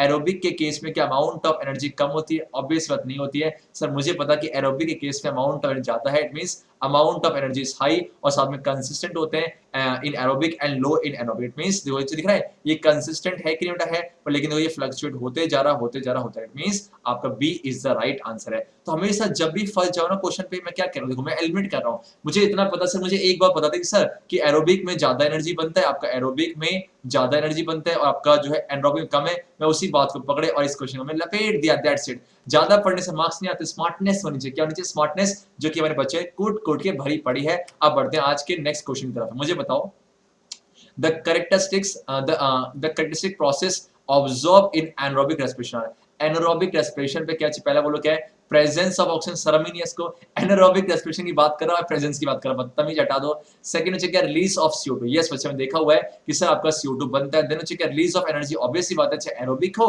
चाहे एनारोबिक एनर्जी तो बनेगा। और लास्ट में क्या, रिलीज ऑफ लैक्टिक एसिड, बात में दम है। बिकॉज अभी देखा ह्यूमन बींग्स के अंदर जब एनारोबिक रेस्पिरेशन टेक प्लेस करता है क्या बनता है आपका, लैक्टिक एसिड। लेकिन बच्चे जब यही आपका ईस्ट के अंदर होता है तो उस केस में क्या बनेगा सर, इथेनॉल बनता है, इथेनॉल। ठीक है, कोई दिक्कत है इसमें? मीन सर फर्स्ट तो नहीं है, सेकंड थर्ड एंड फोर्थ, और second third and fourth is the right answer. It means fourth का सी इज द करेक्ट है। अब वैसे में 4 पार्ट करने थे लेकिन अब 5वां हम तो करेंगे क्योंकि हम तो टीचर है ना, आप तो 4 करोगे। जी लास्ट अच्छे क्वेश्चन क्या है, लास्ट क्वेश्चन आपके पास है, स्टडी द टेबल। आपको टेबल पढ़ना, मुझे बताओ। चलो ग्राफ दो, ओके एक सेकंड, ठीक है, चलो चलो चलो चलो ठीक है, दो है, ठीक है। ये आपका लोकेशन है, मुझे बताओ एरोबिक रेस्पिरेशन कहां टेक प्लेस करे सर? ऑब्वियस सी बात है एरोबिक रेस्पिरेशन, मुझे मतलब ही नहीं, जो इन्फॉर्मेशन पता है ना उससे करो। एरोबिक से आपका टेक प्लेस करता है माइटोकॉन्ड्रिया पे, यस या नो? एरोबिक टेक प्लेस करेगा माइटोकॉन्ड्रिया पे। सेम बच्चे आपका एनरोबिक कहां टेक प्लेस करेगा? बच्चे आपका एनोरोबिक टेक प्लेस करेगा आपका साइटोप्लाज्म में। और इसी बात से आंसर मिल जाएगा। और हाँ, एरोबिक में क्या बनता है सर? एरोबिक बनता है आपका CO2, ठीक है। हाँ, एरोबिक में एनर्जी क्या ज्यादा ना, एरोबिक में एनर्जी ज्यादा और एनरोबिक में एनर्जी क्या होगा कम है, ठीक है। सॉल्व लपेटे ठीक है। अब ध्यान दो, अब ध्यान चेक है इस तरीके से, चेक है आपका जो देखो क्या है, एरोबिक साइटोप्लाज्म ना ही सेम चेक है आपका, ओके ओके ठीक है, ओके ओके हाँ, ओके ओके ओके। और हाँ, एरोबिक में क्या, इट मींस ए तो नहीं है, ए तो नहीं होता। बताओ मुझे आपका जो एरोबिक में आपकी जो एनर्जी है, ओके ओके ओके, ऑक्सीजन, हाँ एरोबिक में ऑक्सीजन चाहिए होते नीडेड और एरोबिक नहीं चाहिए होते नॉट नीडेड है, ओके ओके। अच्छा अच्छा अच्छा, सो सॉरी बेटा, सो सॉरी। कह रहा कौन सा इनकरेक्ट है? हाँ ठीक है, ठीक है, ये भी करेक्ट है, ये भी करेक्ट है, ये भी करेक्ट है। क्यों? बिकॉज ये तो चेक है, बिकॉज एरोबिक में ऑक्सीजन चाहिए होता है, एनारोबिक में नहीं चाहिए होता है, सही बात है। एरोबिक में एनर्जी ज्यादा बनती है, इसमें कम बनती है। देन अच्छा, एरोबिक के एंड प्रोडक्ट कौन से होते हैं? CO2 H2 और यहाँ पे ये सही बात है। इट मींस सर ये रॉन्ग, इट मींस हाँ ए इज द करेक्ट। अच्छा क्या आपका इनकरेक्ट पूछा था? अच्छा आपका इनकरेक्ट पूछा था। मेरा आपसे क्वेश्चन है, यहाँ पर एक टर्म का जिक्र हुआ ATP, और what is the full form of ATP? और ATP को एक नाम से जाना जाता है। इसका आंसर कमेंट सेक्शन में पुट डाउन करना। तो 17 के जो 5 पार्ट थे खत्म किया, बढ़ते क्वेश्चन नंबर 18 की तरफ, और ये रहा क्वेश्चन 18 है। बहुत सिंपल है, ठीक है। ये से चैप्टर भी कवर नहीं हुआ ज्ञानी के प्लेटफॉर्म पे। ये चैप्टर है chapter 5 periodic classification of elements है, जहां पर अच्छे होता क्या, 2 बातें जब हम पढ़ेंगे। एक होता है मेटेलिक कैरेक्टर। सब बच्चे को पता होगा कि सब मेटेलिक कैरेक्टर के मेटल क्या होते हैं, जो आराम से इलेक्ट्रॉन्स को डोनेट कर देंगे। सपोज मेरे पास A B C में बच्चे A B C मेरे पास 3 आपके पास एटम है, इनमें से A वाला आराम से इलेक्ट्रॉन्स को डोनेट कर पा रहा है। जितनी आसानी से वो इलेक्ट्रॉन्स को डोनेट करेंगे, इसी जो कैरेक्टरिस्टिक्स है इसी को बोलते हैं इलेक्ट्रोपॉजिटिविटी, ठीक है। कहानी पढ़ते हैं, इलेक्ट्रोपॉजिटिविटी, यस या नो बेटा, ठीक है। और इसी को बोलते हैं मेटेलिक कैरेक्टर, है ना। देखो, the ability of an atom to donate electrons and form, जब ऑब्वियस सी बात है जब डोनेट करते हैं क्या बनते हैं? पॉजिटिवली चार्ज पार्टिकल की नेगेटिव सर पॉजिटिव है, क्या बनेंगे? Cation is known as electropositivity और मेटेलिक कैरेक्टर, ठीक है। और चीज क्या आप पढ़ोगे जब हम चैप्टर 5 पढ़ाएंगे ना, कुछ आपके क्या होते हैं, आपका ये होता है कि डाउन ऐसे होता है और इस तरीके से ना, यस या नो बेटा।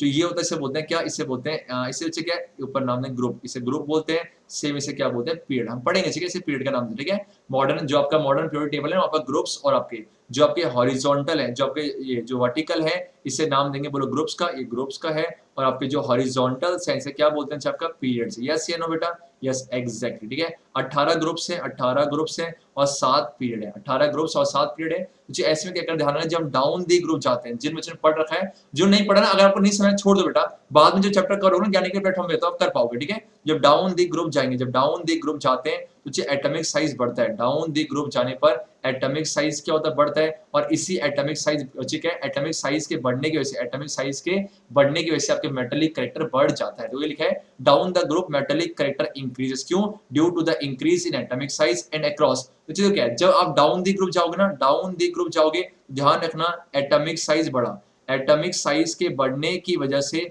आपका अच्छे बोल के एटॉमिक साइज बढ़ा, और एटॉमिक साइज बढ़ने की वजह से आपका जो मेटेलिक कैरेक्टर बढ़ा, यस या नो बेटा? मेटेलिक कैरेक्टर बढ़ता है। मीन जब हम डाउन दी ग्रुप जाओगे तो मेटेलिक कैरेक्टर बढ़ेगा, लेकिन जब हम ना अक्रॉस दी पीरियड जाते हैं, अक्रॉस दी पीरियड जाने पर आपका मेटेलिक कैरेक्टर क्या होता है बेटा? आपका मेटेलिक कैरेक्टर आपका घट जाता है, मेटेलिक कैरेक्टर घट जाता। क्यों? बिकॉज सर आपका एटॉमिक साइज क्या हो गया? आपका एटॉमिक साइज आपका घट जाएगा। मींस कहीं ना कहीं एटॉमिक साइज बढ़ेगा तो मेटेलिक कैरेक्टर बढ़ रहे हैं, और एटॉमिक साइज कम होगा तो मेटेलिक कैरेक्टर भी क्या हो रहे हैं? आपके घट रहे हैं, ठीक है। अब सेम चीज नॉन मेटेलिक है, इसी का उल्टा कर दो। बताओ, जब डाउन दी ग्रुप जा रहे हो, जब डाउन दी ग्रुप जा रहे हो तो मेटेलिक कैरेक्टर क्या हो रहे हैं? सर बढ़ रहे हैं। तो नॉन मेटेलिक क्या होंगे? आपके घटेंगे। जब अक्रॉस दी पीरियड जा रहे हो नॉन मेटेलिक क्या हो रहा है, घट रहे हैं, तो नॉन मेटेलिक क्या होगा, बढ़ेगा। रीजन क्या है सर, वही एटॉमिक साइज है, वही बात यहाँ पर लिखी हुई है, ठीक है। अब बच्चे क्वेश्चन करते हैं। वैसे ना डोंट वरी, ये मत सोचो कि हमने चैप्टर कवर नहीं किया, जब करेंगे ना ये हलवा है, ये नकली क्वेश्चन, बाकी जो बच्चे कर चुके हैं उनको मेरी बात बहुत क्लियर समझ हो रही होगी, ठीक है। अब बच्चे आपके पास कुछ इससे ग्राफ है, आपसे क्या पूछा गया है, which of the following correctly represent the decreasing order of metallic character of alkali metals है। पहले तो ये सुन लो कि अल्कली मेटल होते क्या हैं। ये जो फर्स्ट ग्रुप के हैं, ये जो आपके फर्स्ट ग्रुप के हैं, वो फर्स्ट ग्रुप के जो एलिमेंट्स है उन्हें बोलते हैं एल्कली मेटल। बिकॉज क्यों, ये सर वाटर के साथ रिएक्ट करके ना बहुत स्ट्रॉन्ग एल्कली बनाते हैं, स्ट्रॉन्ग बेस बनाते हैं, और ठीक है, और वो बेस जो कि वाटर में डिसॉल्व हो जाते हैं उन्हें एल्कली का नाम देते हैं। फर्स्ट ग्रुप की ट्रिक है, बोल के आपका फर्स्ट ग्रुप की ट्रिक है बच्चे, बोलो क्या है, ओके इस तरीके से हीना की चपका दो हाइड्रोजन और क्या एक सेंच क्या है, एक सेंच क्या आपका, हाँ लीना की ट्रिक बोलो क्या, लीना की रब से फरियाद, लीना की रब से फरियाद, ट्रिक है याद करने का। ली ये मेरी ट्रिक नहीं है, ये कहीं से कट पेस्ट है, मैंने सुनी थी।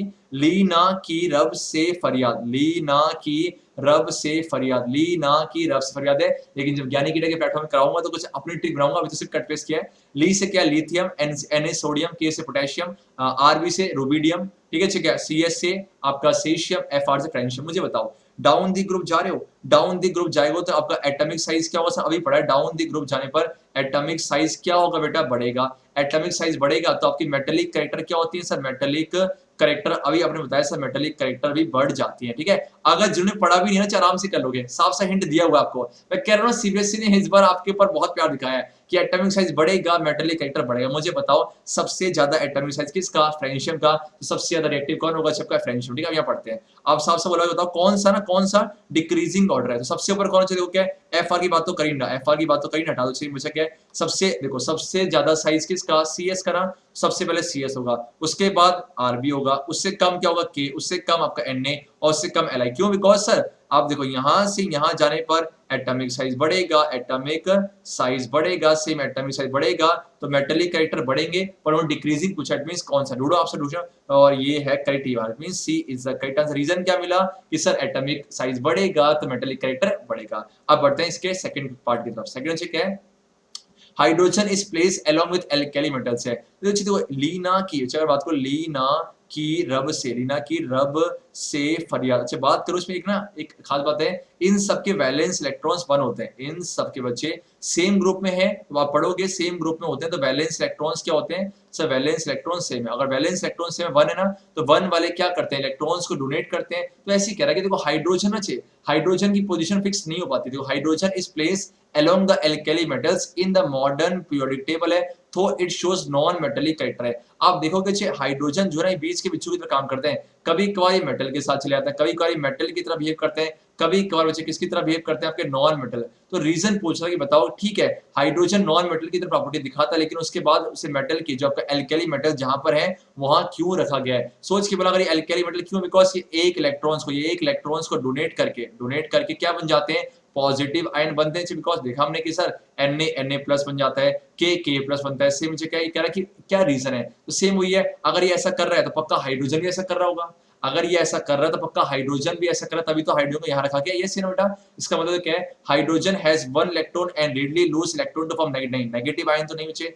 नेगेटिव तो नहीं, ठीक है। सेम बचे क्या, नहीं ये बता दो, बिकॉज साफ साफ बोला गया है कि सर वो मेटल्स के वैसे है नॉन मेटल्स की तरह बिहेव करता है, पर लेकिन मेटल्स किसमें क्यों रखा गया, बिकॉज मेटल की एक प्रॉपर्टी दिखाता है कि वो ना एक इलेक्ट्रॉन को लूज करके आपका एक इलेक्ट्रॉन को लूज करके पॉजिटिव आयन बन जाता है। इट मींस आपका 18 का B is the correct answer है। अब अच्छे आपसे दिखाऊं, देखिए आपको पता है O2 हो गया, N2 हो गया, आपका जो है Cl2 हो गया, ये डाई एटॉमिक की तरह एग्जिस्ट करते हैं ना, और देखो Hb ऐसे करता है, Hb जो है डाई एटॉमिक की तरह एग्जिस्ट करता है, तो कई कई नॉन मेटल की बहुत सारी प्रॉपर्टी शो करता है। तो आई होप 18 का सेकंड भी ले लोगे। अब बढ़ते हैं थर्ड की तरफ, ठीक है। Which has the highest electronegativity, मतलब आपसे क्या पूछ रहा है, इलेक्ट्रोनेगेटिविटी हाईएस्ट है, मतलब नॉन मेटेलिक कैरेक्टर भी कैसे आपके, नॉन मेटेलिक कैरेक्टर भी सबसे ज्यादा, ठीक है। अच्छे बहुत सिंपल है, मुझे बताओ जब अभी हमने सीखा था सर, हमने एक बात सीखी है, देखो जो स्मार्ट लोग होते हैं ना, एक बात मैंने सीख ली, जो एक बात क्या सीखी सर, डाउन दी ग्रुप जाने पर ना, डाउन दी ग्रुप जाने पर सर आपका जो है एटॉमिक साइज बढ़ रहा है, और ये एटॉमिक साइज का बढ़ना कहीं ना कहीं फेवरेबल, एटॉमिक साइज का बढ़ना फेवरेबल होता है किसके लिए, मेटेलिक प्रॉपर्टीज के लिए। सर एटॉमिक साइज बढ़ेगा तो मेटेलिक प्रॉपर्टीज भी क्या होंगी बच्चे, मेटेलिक प्रॉपर्टीज आपका बढ़ेगा, ठीक है। इसी का उल्टा कर दो, एटॉमिक साइज बढ़ेगा तो नॉन मेटेलिक प्रॉपर्टीज क्या होंगी, कम होंगी ना। बच्चे आपको बोलो क्या मेटेलिक बढ़ रही है, तो वो क्या आपका नॉन मेटेलिक प्रॉपर्टीज क्या होंगी बच्चे आपका, सर ये कम हो जाएंगे। कम हो जाएंगे तो बताओ ये कम, इसका मतलब क्या है, अच्छा एटॉमिक साइज और मेटेलिक प्रॉपर्टी डायरेक्टली है, मेटेलिक प्रॉपर्टी बढ़ेंगी तो एटॉमिक साइज ही बढ़ रहा है। सेम बच्चे अगर एटॉमिक साइज कम हो रहा है ना, अगर एटॉमिक साइज कम तो मेटेलिक प्रॉपर्टी कम है, लेकिन नॉन मेटल्स के केस में उल्टे होते हैं, अगर एटॉमिक साइज बढ़ेगा तो नॉन मेटेलिक कैरेक्टर कम हो जाएंगे। अब बताओ ये F है, ये Cl है, Br और I है। जिन बच्चे ने चैप्टर पढ़ रखा आपको आइडिया होगा, सबसे ऊपर ग्रुप में ना पहले F है, फिर Cl है, फिर Br, फिर I। इट मींस सबसे नीचे आयोडीन है, तो आयोडीन का एटॉमिक साइज सबसे ज्यादा, आयोडीन का एटॉमिक साइज सबसे ज्यादा, तो लीस्ट इलेक्ट्रोनेगेटिव है। और F का सर साइज सबसे कम है, इसीलिए F का साइज सबसे कम है, एटॉमिक साइज सबसे कम है, इसलिए चेक मोस्ट इलेक्ट्रोनेगेटिव कौन सा होगा, F है। कोई रीजन पूछता क्या आंसर दे sir, due to the yes, due to the very small atomic size है। अब बढ़ते हैं क्वेश्चन फोर्थ की तरफ, इसी का फोर्थ है, identify the reason for the gradual change in electronegativity in halogens. Halogens क्या होता है, इन्हीं ग्रुप को, ये जो 17 ग्रुप के जो एलिमेंट है, ये आपके जो 17 ग्रुप के जो एलिमेंट है, इन्हीं को हैलोजेंस है। जिस तरह आपने देखा कि फर्स्ट ग्रुप को एल्कैली मेटल्स बोलते हैं, जो बातें मैं बोल रहा हूँ कुछ इंपॉर्टेंट बात नोट भी करना, ठीक है। सेम चीज 17 ग्रुप के जो एलिमेंट क्या बोलते हैं, हैलोजेंस है। अभी देखा कि सर डाउन दी ग्रुप जाने पर क्या हो रहा है, कि डाउन दी ग्रुप जाने पर नॉन मेटेलिक कैरेक्टर कम हो रहे हैं, नॉन मेटेलिक कैरेक्टर क्यों, बिकॉज नॉन मेटेलिक कैरेक्टर कम इसीलिए हो रहा है कि सर बिकॉज साइज क्या हो रहा है बेटा, साइज आपका क्या हो रहा है, साइज बढ़ रहा है। और दूसरी बात क्या है, साइज बढ़ेगा, देखो मुझे पता कि नॉन मेटल्स ना एक्सेप्ट करते, तो कहीं ना कहीं जब डाउन दी ग्रुप जा रहे हो तो नॉन मेटेलिक कैरेक्टर क्या हो रहा है, कम हो रहा है, और नॉन मेटेलिक कैरेक्टर कम हो रहा है, इसका मतलब क्या है सर, वो दे जो है ना क्या कहते हैं, property to accept electrons, property to accept कि इलेक्ट्रॉन्स को एक्सेप्ट करने की टेंडेंसी भी कम हो रही है, ठीक है। ठीक है, अब ढूंढते हैं, कह रहा है कि इलेक्ट्रोनेगेटिविटी इंक्रीज नहीं बचे, इलेक्ट्रोनेगेटिविटी डिक्रीज होते हैं, हटा दो, सेम बच्चे ये भी हटा दो, बच्चे कौन से बचे, दो ऑप्शन है, electronegativity decreases down the group due to decrease in tendency. अब due to decrease in tendency to lose electrons है, और नीचे आ जाओ, electronegativity decreases down the group. अब बात क्या कर रहा है, due to increase in atomic radius, means atomic radius consider किया, और साथ में tendency to gain electron decrease. Obvious सी बात है, एक तो एटॉमिक साइज सर बढ़ रहा है, और दूसरी बात इलेक्ट्रॉन्स को एक्सेप्ट करने की टेंडेंसी कम हो रही है, और दोनों बातें क्या है, दोनों बातें जो है इलेक्ट्रोनेगेटिविटी को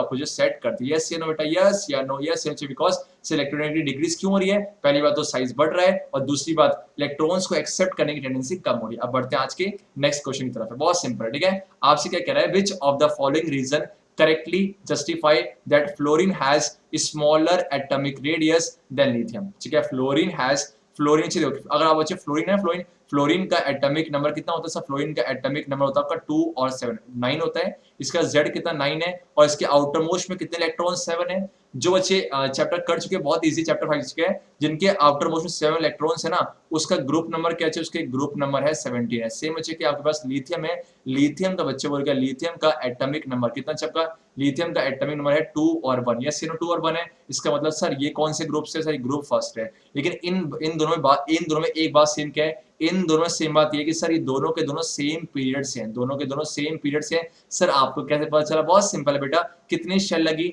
2 शेल है, इसमें कितनी शेल लगी, 2 है, और जितने शेल लगते हैं वही आपको क्या होता है, जितने नंबर ऑफ शेल्स लगते हैं, जितने आपके नंबर ऑफ शेल्स लगते हैं वही आपका होता है पीरियड। वही क्या पीरियड होता है, यस नो बेटा, यस नो, ठीक है। अब देखते हैं कह रहा कौन सा करेक्टली जस्टिफाई कर रहा है कि स्मॉल जो फ्लोरीन का जो है स्मॉलर एटॉमिक रेडियस है। देखो मुझे पता है, देखो सेम जब ग्रुप ठीक है, सेम आपका ना जब आपका सेम पीरियड में होते हैं, जब आपका सेम पीरियड में होते हैं, सेम पीरियड में ना, तो अगर सेम ग्रुप में है तो नीचे जाओगे साइज बढ़ेगा, लेकिन सेम पीरियड में होता है तो आपको क्या होता है, आपका लेफ्ट से राइट जाते समय, लेफ्ट से राइट जाते समय क्या होता है आपका एटॉमिक साइज, बच्चे क्या आपका एटॉमिक साइज कम होता है, आपका एटॉमिक साइज आपका कम क्यों, रीजन क्या, बिकॉज आपका न्यूक्लियर चार्ज बढ़ जाता है, आपका न्यूक्लियर चार्ज बढ़ जाता है। अब वो देखते हैं किस तरीके से, देखो F and Li are the same group, sir same group में तो है नहीं, बिकॉज ये जो 17 ग्रुप में और आपका ग्रुप फर्स्ट में, इसे हटा दो, एलिमिनेट करो, सेम से क्या है, सेम ग्रुप हटा दो, बचा कौन सा B और D।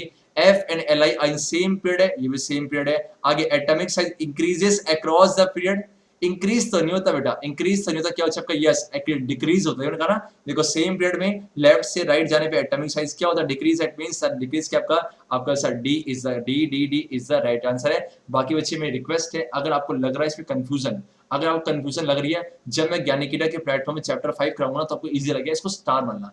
ये मत सोचना कि मुझे समझ में नहीं आ रहा कितना हार्ड पेपर है, प्लीज इस मिसअंडरस्टैंडिंग को दूर कर लेना। अभी आपने जो चैप्टर किए हैं उनको देखो, बाकी अगर आप किसी प्लेटफॉर्म से पढ़ के आओ तो आप वो चेक करो, अगर आपने पढ़ रखा तो अच्छी बात है, नहीं पढ़ना डोंट वरी अबाउट इट। जब मैं कराऊंगा ना, बहुत दिल से कह रहा हूँ, दिल से कह रहा हूँ, रात के से 2 बज गए हैं, झूठ नहीं बोलूंगा, आप आराम से ग्रैब कर लोगे, ठीक है। अब बढ़ते हैं आज के 19 क्वेश्चन की तरफ। 19 क्वेश्चन क्या है अच्छा आपका, सेम हो गया है आपके पास, कह रहा है कि read the following and answer any 4 questions from 19 first 95th। Sumati wanted to see the stars of night sky, बच्ची जो है रात को नाइट स्काई में स्टार्स को देखना चाहते हैं। ऐसे में she knows that she needs a telescope, because telescope से हम दूर ऑब्जेक्ट को देखते हैं। To see those distant stars she finds out that the telescopes which are made of lenses are called, जो टेलीस्कोप्स आपके लेंस से बने उसे क्या बोलते हैं, रिफ्रैक्टिव टेलीस्कोप, बिकॉज क्यों, लेंस में रिफ्रैक्शन टेक प्लेस करता है। और and the ones which are made of mirrors are called reflecting telescope. क्यों क्यों क्यों, बिकॉज सर उसमें रिफ्लेक्शन टेक प्लेस करेगा, मिरर से बने, मिरर में रिफ्लेक्शन होगा और लेंस में आपका रिफ्लेक्शन है। कुछ इस तरीके से ठीक है। आप फिगर को देखो, यहाँ पर एक लेंस L1 है, यहाँ पर लेंस L2 है। बिना देखे बोला, बिना इसको रीड करे बताओ L1 कौन सा लेंस है। ऑब्वियस सी बात है, ये आपका थिन एट द बॉटम और आपका thick at the edge, thick at the middle, अच्छे ना। तो सेम चीज ये बात है, तो सर ये कौन सा कॉन्वेक्स लेंस है, ये आपका कॉन्वेक्स लेंस है। और साफ दिख भी रहा है, कॉन्वर्ट्स कर नहीं कर रहा चक्का, ये कॉन्वेक्स लेंस है, जिसको हम प्यार से क्या बोलते हैं, जिसको सर हम प्यार से कॉन्वर्जिंग लेंस बोलते हैं। चलो बच्चे याद करते हैं लेक्चर के वो दिन। मुझे बताओ कॉन्वेक्स लेंस का एफ कैसा, फोकल लेंथ कैसा सर, ये पॉजिटिव होता है। ऑब्जेक्ट डिस्टेंस कैसा बच्चे आपका नेगेटिव होता है। और वी सर, वी बच्चे वी बोलो क्या है, फर्स्ट से सर, फर्स्ट से फिफ्थ केस के लिए, फर्स्ट से फिफ्थ केस के लिए कैसा अच्छा आपका बोल, कैसा कैसा कैसा सर पॉजिटिव होता है। लेकिन जो लास्ट केस होगा ना, जो सिक्स्थ केस होता है, जहां पर आपका ऑब्जेक्ट ऑप्टिकल सेंटर और प्रिंसिपल फोकस F1 के बीच में होता है, उस केस में वी कैसा आपका नेगेटिव होता है। यस या नो बेटा, आपसे कुछ बोला हुआ चीज में देखो क्या है, क्या है आपसे कह रहा है, so she decided to make a refracting telescope, she bought 2 lenses L1 and L2 out of which L1 was bigger, L1 was bigger and L2 was smaller है। The larger lens gathers and bends the light while the smaller lens magnifies the image. कुछ इस तरीके का है, उसने gather किया और देखो इसलिए कह देखो क्या है, ऑब्जेक्ट कहां पर है, ऑब्जेक्ट बच्चे आपका इन्फिनिटी पर है, उसी को गैदर करने काम के यहाँ पर, उसी को क्या कर मैग्नीफाई कर ले, ठीक है। सो टू सी, मुझे पता है कन्वेक्स लेंस आपके मैग्नीफाइड इमेज बनाते हैं और आपकी छोटी बनाते हैं, ठीक है। So to see far away she needed a big powerful lens, unfortunately she realise that a big lens is, obvious सी बात है, जब बनाएंगे तो बिग लेंस बहुत बड़ा है तो ऐसे बहुत बल्कि हो जाएगा। तो heavy lenses are hard to make and difficult to hold in a right place since the light is passing through the lens, the surface of the lens has to be extremely smooth, any flaws in the lens will change the, obvious होता है कि lens में कुछ भी change होगा तो कहीं ना कहीं आपकी जो इमेज कैसी बनेगी, आपकी जो डर्टी बनेगी, ठीक है। चलिए सर हो है। अब जो क्वेश्चन क्या पूछा हुआ पहला, बेस ऑन द डायग्राम, वो तो कहानी थी, सिर्फ कहानी थी, ठीक है, आप खुद कर लोगे। Base on the diagram shown what kind of lens, obvious है, कौन सा लेंस है बेटा, कौन सा लेंस आप चाहते हो कि एक पॉइंट पे कॉन्वर्ज हो जाए ना, तो आप कॉन्वेक्स लेंस का इस्तेमाल करोगे, जो कि फिगर में दिख भी रहा है। सेकंड चलो क्या है, सेकंड आपसे पूछा, अच्छा क्वेश्चन है, मुझे बताओ कि पावर और फोकल लेंथ के बीच में कैसा रिश्ता होता है, कि सर पावर और फोकल लेंथ के बीच में होता है कैसा, इनवर्स रिश्ता। फोकल लेंथ बढ़ेगा पावर कम होगा, फोकल लेंथ कम होगा पावर बढ़ेगा। इट मींस क्या उल्टे होते हैं, ठीक है, उल्टे यस यस या नो बेटा, आपका ये बढ़ेगा। इट मींस आपका क्या यहाँ बोलते हो कह रहा है, if the power of lenses L1 और L2 का जो पावर है, it means P1 ratio P2 कितना अच्छा आपका 4:1, यस या नो। सोच के बोला P1 को क्या मैं 1/F1 लिख सकता हूँ, हाँ या ना, ऑब्वियसली लिखते हैं। इसको चाहिए 1/F2 लिखते हैं, हाँ या ना, बिल्कुल है। इट मींस कि आपका रेसिप्रोकल है ना, जो कि आपके पास जो है कि P1 जो क्या P1 देखो है क्या, देखो ठीक है, मैंने आपसे क्या बोला आपसे कि ठीक है P1 रेशियो P2 चाहिए आपका कि सर ये कितना आपका 4:1 है कि नीचे 4:, ये कितना आपका, हाँ 4:1 है। तो ऐसे में आप मुझे बताओ कि जो आपका जो ये जो F1 होगा, आपका जो F1 focal F1 ratio F2, इसका चाहिए उल्टा होगा नहीं होगा। अगर ये 4:1 है तो वो कितना होगा सर, ये होगा 1:4। ऑब्वियस सी बात है, रेसिप्रोकल बिकॉज क्यों, इनवर्स रिलेशन है, आपका इनवर्स रिलेशनशिप है कि नीचे, ऑब्वियस बात है इनवर्स है। इसका उल्टा कर दो, नीचे क्या देखो 1/4 बन जाएगा, ये आपका 1/1 है, क्रॉस मल्टीप्लाई करो क्या होगा 1:4, ठीक है। इसी का इनवर्स इसका रेसिप्रोकल कर, क्यों देखो P कितना 4 मान लो तो 1/, करोगे तो 1/4 आएगा, सेम 1/1 आएगा, सॉल्व करो कितना आएगा 1:4, दैट्स योर राइट आंसर। ऐसे करते हैं, वैसे आप और लिख कर पाते हो। बाकी जो बच्चे अनअकैडमी में मुझे ज्वाइन करें डेली एक्शन, ठीक है, तो वहां पर एक ऐसे क्वेश्चन बहुत करते हैं, ठीक है। अब बढ़ते हैं इसी के थर्ड क्वेश्चन की तरफ है, what is the formula for magnification. Obviously M क्या होता है आपका, एम के दो फॉर्मूले होते हैं, एक बोलो क्या एच डैश अपॉन पे एच और एक बोलो क्या वी अपॉन पे यू है। ये पॉजिटिव होता है, क्यों, बिकॉज मैं लेंस की बात कर रहा हूँ, ठीक है। अगर यही मिरर होता, अगर ये मिरर होता मिरर अच्छी, तो क्या लेते हैं आपका एम इक्वल टू बोलो क्या आपका एच डैश अपॉन पे एच है और बोलो minus V upon U, mirror के लिए होता है, ठीक है। अब अच्छी जो ढूंढो क्या कह रहा है, ratio of height of image to height of object double the focal length है। ऐसी कुछ बात दिखती नहीं है, ये भी दिखती नहीं है, ये भी दिखती नहीं, बचा कौन सा, इस सर पहला बिल्कुल करेक्ट है। Ratio of the height of an image to the height of an object means 19 का थर्ड का ए इज राइट आंसर। चलो अब बढ़ते हैं आज के ओके ओके इस तरीके से। देखो अब बताओ मुझे, सुमाति डिड सम प्रीलिमिनरी एक्सपेरिमेंट है, मतलब कुछ बेसिक पहले के एक्सपेरिमेंट किए, ठीक है। ओके प्रीलिमिनरी आपका होता है बेसिकली जो कि अपना फाइनल बच्चा बोल क्या फाइनल एक्सपेरिमेंट से जो पहले करते हैं, फाइनल एक्सपेरिमेंट से जो पहले करते हैं, आप बोल सकते हैं प्राइमरी स्टेज, आपका मतलब क्या है, उसने प्रैक्टिस की, प्राइमरी स्टेज जो आप कर रहे हो, सोच के बोला ये जो सैंपल पर आया क्या ये फाइनल पर नहीं ना, आप क्या अगर प्रैक्टिस करते हो उसे बोलो प्रीलिमिनरी है और जो आने वाला फाइनल है, ठीक है। With the lenses and found out that the magnification of the eyepiece is 3, magnification of the eyepiece कितना 3, इट मींस एम की वैल्यू कितना है 3, एम की वैल्यू 3 चाहिए से no. If in her experiment with L2 she found an image at 24 cm from the lens है, image से क्या 24 सेंटीमीटर फ्रॉम लेंस है, इट मींस आपका जो है v बचे, v बोलो कितना आपका 24 सेंटीमीटर है फ्रॉम द लेंस है। अब बच्चे क्या है, देखो ये जो कौन सा केस है वो आपको ऑब्वियस सी बात है, वो एक्सपेरिमेंट कर रही है तो ऑब्जेक्ट बहुत दूर है, इन्फिनिटी पर है। मुझे बताओ कॉन्वेक्स लेंस का केस होता है, उस केस में जब ऑब्जेक्ट इन्फिनिटी पे होता है इमेज का नेचर कैसा हो, सोच के बोलना मैं क्या कह रहा हूँ। देखो जब एक्सपेरिमेंट कर रही है तो ऐसे बच्चे कहीं ना कहीं बोलो क्या है, कहीं ना कहीं बच्चे बोलो क्या है, वो आपका जो एक्सपेरिमेंट कर रही है वो आपको, तो ऑब्जेक्ट कहाँ है, बहुत दूर है, ऑब्जेक्ट बहुत इन्फिनिटी पर है। अगर ऑब्जेक्ट इन्फिनिटी पर तो नेचर कैसा हो आपका, रियल एंड इनवर्टेड है ना, ठीक है। अगर नेचर रियल एंड इनवर्टेड है तो एम की वैल्यू क्या लोगे, पॉजिटिव की नेगेटिव, ऑब्वियस बात है एम की वैल्यू हम क्या लेंगे, नेगेटिव है ना, 24 होता है एम के लिए नेगेटिव लेंगे। और उस केस में जब रियल एंड इन्वर्टेड है तो v कैसा होगा सर, v ऑब्वियस होता है पॉजिटिव, क्यों, बिकॉज जब आपका कॉन्वेक्स के केस में चाहिए ना, जब यहाँ बनेगा तो पॉजिटिव होगा, यस या नो बेटा, बिकॉज ये पॉजिटिव होगा। अब बताओ u ठीक है, m इक्वल टू होता है v अपॉन v, यस या no, m equal to v upon u है, तो u क्या होगा सर आपका, u बन जाएगा u बन जाएगा आपका v अपॉन पे m, यस या नो बेटा। तो v बोलो कितना है, v आपका है 24, यस या नो, अच्छी कुछ गलत कर रहा हूँ क्या मैं, हाँ अच्छी सही ठीक है। m equal to v upon u है तो ऐसे नीचे आपका u कितना बन जाएगा, u यहाँ आएगा, v अपन m है, v कितना 24 आपका 3 कितना है आपका 8 है, चाहिए यस नो, कि माइनस का 8 बोल दिया, माइनस का 8 क्यों, बिकॉज सर मैग्निफिकेशन है और u माइनस का 8 आना भी चाहिए, क्यों क्यों क्यों सर, आपका object distance is always negative है, object distance is always negative है। तो जो आपकी सीबीएसई के जो ऑफिशियल मार्किंग स्कीम आई ना बेटा, उसमें ना ये साइन को कंसीडर नहीं किया है, तो अगर मैं साइन को कंसीडर नहीं करता तो आपके लिए पक्का कंफ्यूजन होते, क्यों, बिकॉज हमने सारे क्वेश्चन साइन को लेके हुए हैं, ऑब्वियस सी बात है साइन को लेकर करने हैं, लेकिन सीबीएसई ने जो मार्किंग स्कीम दिया उसमें ना m को उन्होंने प्लस में लिया हुआ है, लेकिन m को आप माइनस पे ही लेना, क्यों, बिकॉज इस केस में मैग्निफिकेशन आपका जो है आपका नेगेटिव ही होगा, क्यों, ऑब्जेक्ट कहां पर इन्फिनिटी, ध्यान देना ठीक है, ये मेरी तरफ से ओपिनियन है। बाकी आप देखो होता क्या ना कि जो फाइनल डिसीजन वो सीबीएसई के हाथ में होता है, अब वो क्या बोलती है, अगर कुछ अपडेट रहे ठीक है, वरना क्या मेरे हिसाब से ये बेस्ट आंसर है, इट मींस 8 अच्छा दिखा आपको क्या 8 centimetre is the right answer, yes या नो बेटा। यहाँ पर माइनस प्लस नहीं लिखा, लेकिन मुझे पता है कि आपका देखो साफ से लिखा कि ऑब्जेक्ट डिस्टेंस हमेशा, मुझे पता है कि ऑब्जेक्ट डिस्टेंस हमेशा नेगेटिव होती है, लेकिन लेना पड़ेगा, मैं देने का इस 8 के साथ जाएंगे, ठीक है। चलो अब बच्चे क्या है 19 का फिफ्थ क्या पूछा हुआ है, Sumati bought not so thick lens for the telescope and polish them, what advantages if any would she have with her choice of lens है। जी क्या कहते हो, आपसे क्या कह रहा है कि तुझे थिक लेंस नहीं लिया, तो कह रहा है कि बताओ क्या एडवांटेज है, she will not have any advantage, बच्चे एडवांटेज तो है, एडवांटेज है इट मींस ये गलत है, okay, thicker lens would have made the telescope so easier to handle,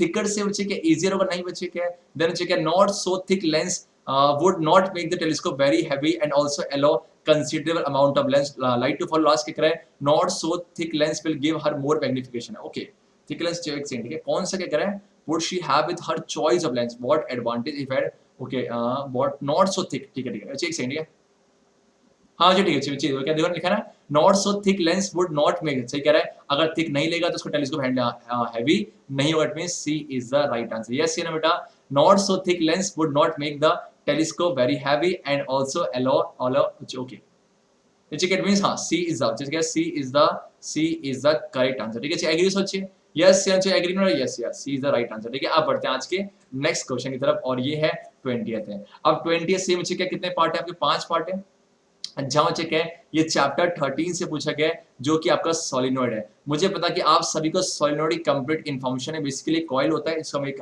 helical उसमें शेप में आपका जो टर्न करते हैं और बहुत सारे नंबर ऑफ टर्न्स होते हैं और उसमें करंट को पास करते हैं, तो हम देखते हैं उसमें एक मैग्नेटिक फील्ड प्रोड्यूस होती है और उस मैग्नेटिक फील्ड की जो डायरेक्शंस है वो एज इट इज होती है बाहर मैग्नेट की तरह है। बाहर अब आपका कुछ नॉर्थ से साउथ होगा और अंदर की तरफ साउथ से नॉर्थ होता है। और हाँ, एक और बात, जो आपकी सोलिनॉइड के अंदर जो फील्ड लाइंस कैसी होती हैं, इस सर वो कांस्टेंट होती है। बिकॉज क्यों? सोलिनॉइड के अंदर जो फील्ड लाइंस है बच्चे वो आपकी इस तरीके से होती है, पैरेलल होती हैं। और मुझे पता कि parallel and equidistant magnetic field lines आपकी कांस्टेंट फील्ड को दिखाती हैं। तो ये सब बातें हैं। और साथ में क्या बोला आपसे, क्या करें, देखो ये रहा कि the magnetic field produce in the solid is dependent on a few factors such as the current in the coil, number of turns पर यूनिट लेंथ है। कि अगर आप जो देखो, मुझे पता है कि क्या है, जो मैग्नेटिक फील्ड जो आपको करंट पर डिपेंड है, बी से मैग्नेटिक फील्ड होता है, आई से इलेक्ट्रिक करंट है। साथ में जो आपका ये ना ये नंबर ऑफ टर्न्स में जितने टर्न्स होंगे उतने ज्यादा अच्छे मैग्नेटिक फील्ड बनेंगे। ठीक है। और साथ में अगर आपसे ग्राफ दिया हुआ है किसके बीच में आपका बोलो क्या है, आपका ग्राफ दिया हुआ है मैग्नेटिक फील्ड और आपका करंट के बीच में दिया हुआ है। और मैग्नेटिक फील्ड की जो आपकी जो यूनिट ली है, क्या आपका एम मिली टेस्ला और सेम जगह करंट का आपका एम्पियर है। और ग्राफ कुछ इस तरीके से दिख रहा हो क्या है, जैसे जैसे आप देखो क्या लीनियर है कि नहीं है। बच्चे सोच के बोला ये लीनियर है कि नहीं, यस नो। इसका मतलब क्या है कि सर जैसे जैसे करंट बढ़ेगा, जैसे जैसे करंट बढ़ेगा सॉलिड पे, मैग्नेटिक फील्ड भी क्या होगा, बढ़ेगा। इसे बोलते हैं डायरेक्टली प्रोपोर्शनल। यस बच्चे बोलो क्या है, डायरेक्टली प्रोपोर्शनल। यस या नो। ठीक है, चलो कोई भी दिक्कत हो चाहे कमेंट जरूर करना कि सर इसमें कुछ दिक्कत हो रही है, मैं प्लीज उसे नेक्स्ट वीडियो में जरूर एक्सप्लेन करूंगा जब मैं सेक्शन सी और डी लेके आऊंगा। ठीक है, तो डायरेक्टली प्रोपोर्शनल, यस ना बेटा। ठीक है, अब अच्छा आगे बढ़ते हैं। पहला क्वेश्चन क्या कह रहा है, what type of energy conversion is absorb in a linear solenoid है। सोच के बोलना, सोलिनॉइड पे अपने बाहर से क्या दी, इलेक्ट्रिकल एनर्जी दी। तो इसका मतलब क्या सर, जो ऑप्शन है एलिमिनेट कर दो। सेवन जी के मैग्नेटिक टू ये तो हटा दो, सेवन जी हटा दो, बचा कौन से दो ऑप्शन है। अब मुझे बताओ, जब सोलिनॉइड के अंदर क्या है, एक तरह का वो मैग्नेट की तरह बिहेव करता नहीं करता, सोलिनॉइड से मैग्नेट की तरह बिहेव करता है। इसमें क्या है, वो एक तरह का मैग्नेट की तरह बिहेव कर रहा है। मतलब ये है क्या, ऑब्वियस सी बात है।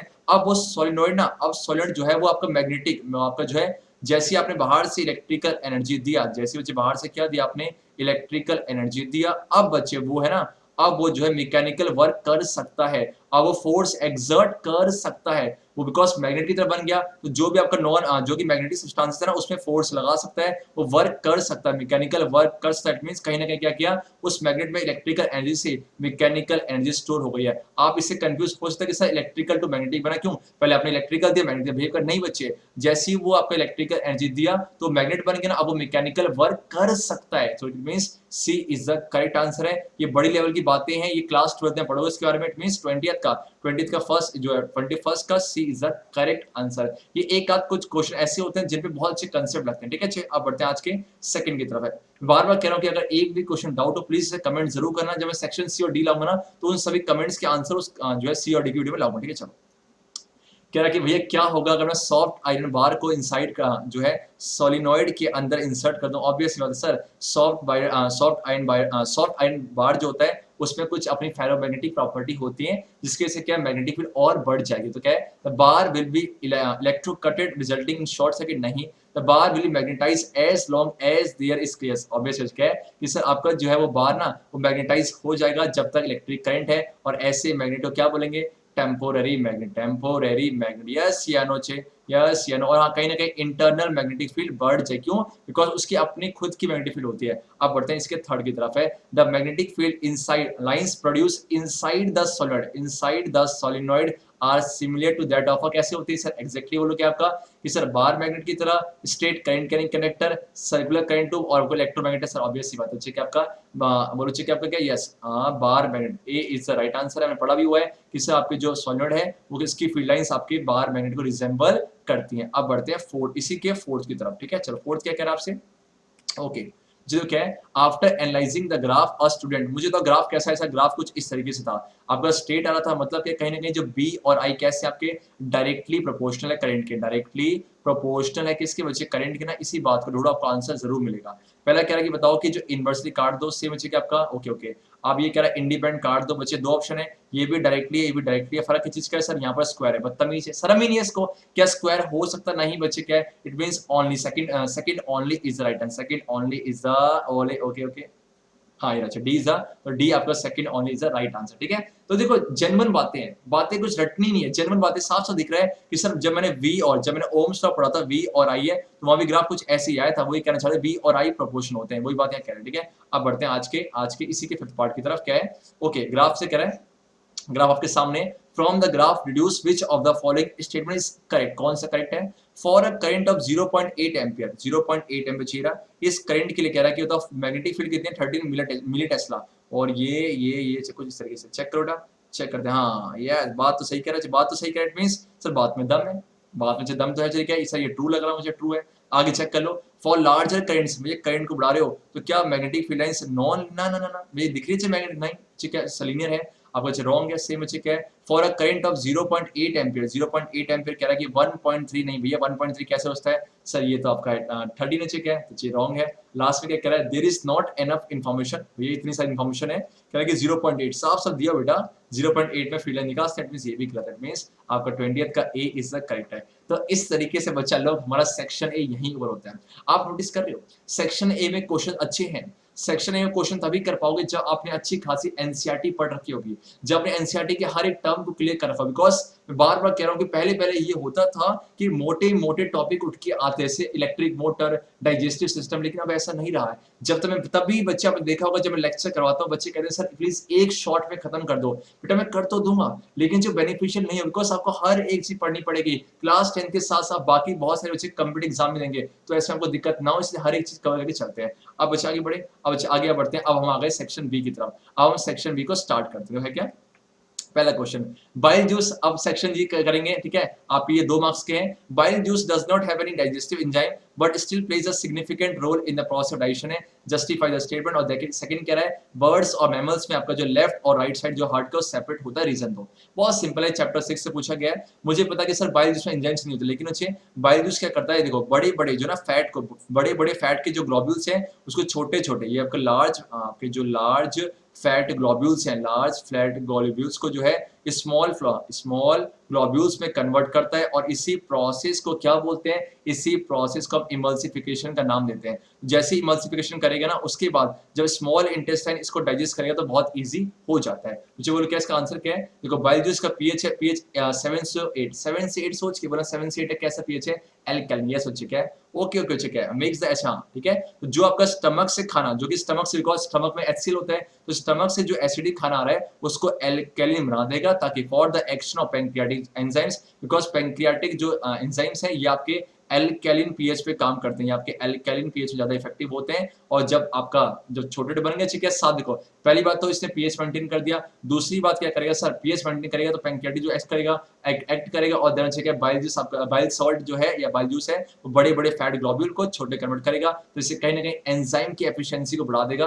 तो bile salt break the large globules of fat in the intestine to smaller globules, increasing the efficiency of what enzyme action है। और सेकंड अच्छे क्या है, बर्ड्स एंड मैमल्स है, इसमें बताओ कि सेपरेशन क्यों जरूरी है, वैसे हम डिस्कस कर चुके हैं, बिकॉज इनमें बेटा होता क्या है कि ना इनको क्या होता है टेम्परेचर का, इनको बॉडी का टेम्परेचर बाहर के टेम्परेचर से मैच करना होता है, तो बहुत सारी जो है इसके अंदर रिएक्शंस होती हैं, तो इसमें ज्यादा एनर्जी की रिक्वायरमेंट होती है। तो अगर CO2 रिच ब्लड और O2 रिच ब्लड दोनों कंबाइन होगा, मुझे पता कि एनर्जी कहां से बनती है, ऑक्सीजन से, बिकॉज जब तक ऑक्सीजन कंबाइन नहीं करेगा हमारे अंदर एमल्स में या ब्लड्स में तो एनर्जी नहीं बनेगी। तो वही बात बोला हुआ देखा, the separation keeps oxygenated blood and deoxy blood from mixing, allowing a highly efficient supply of oxygen to the body.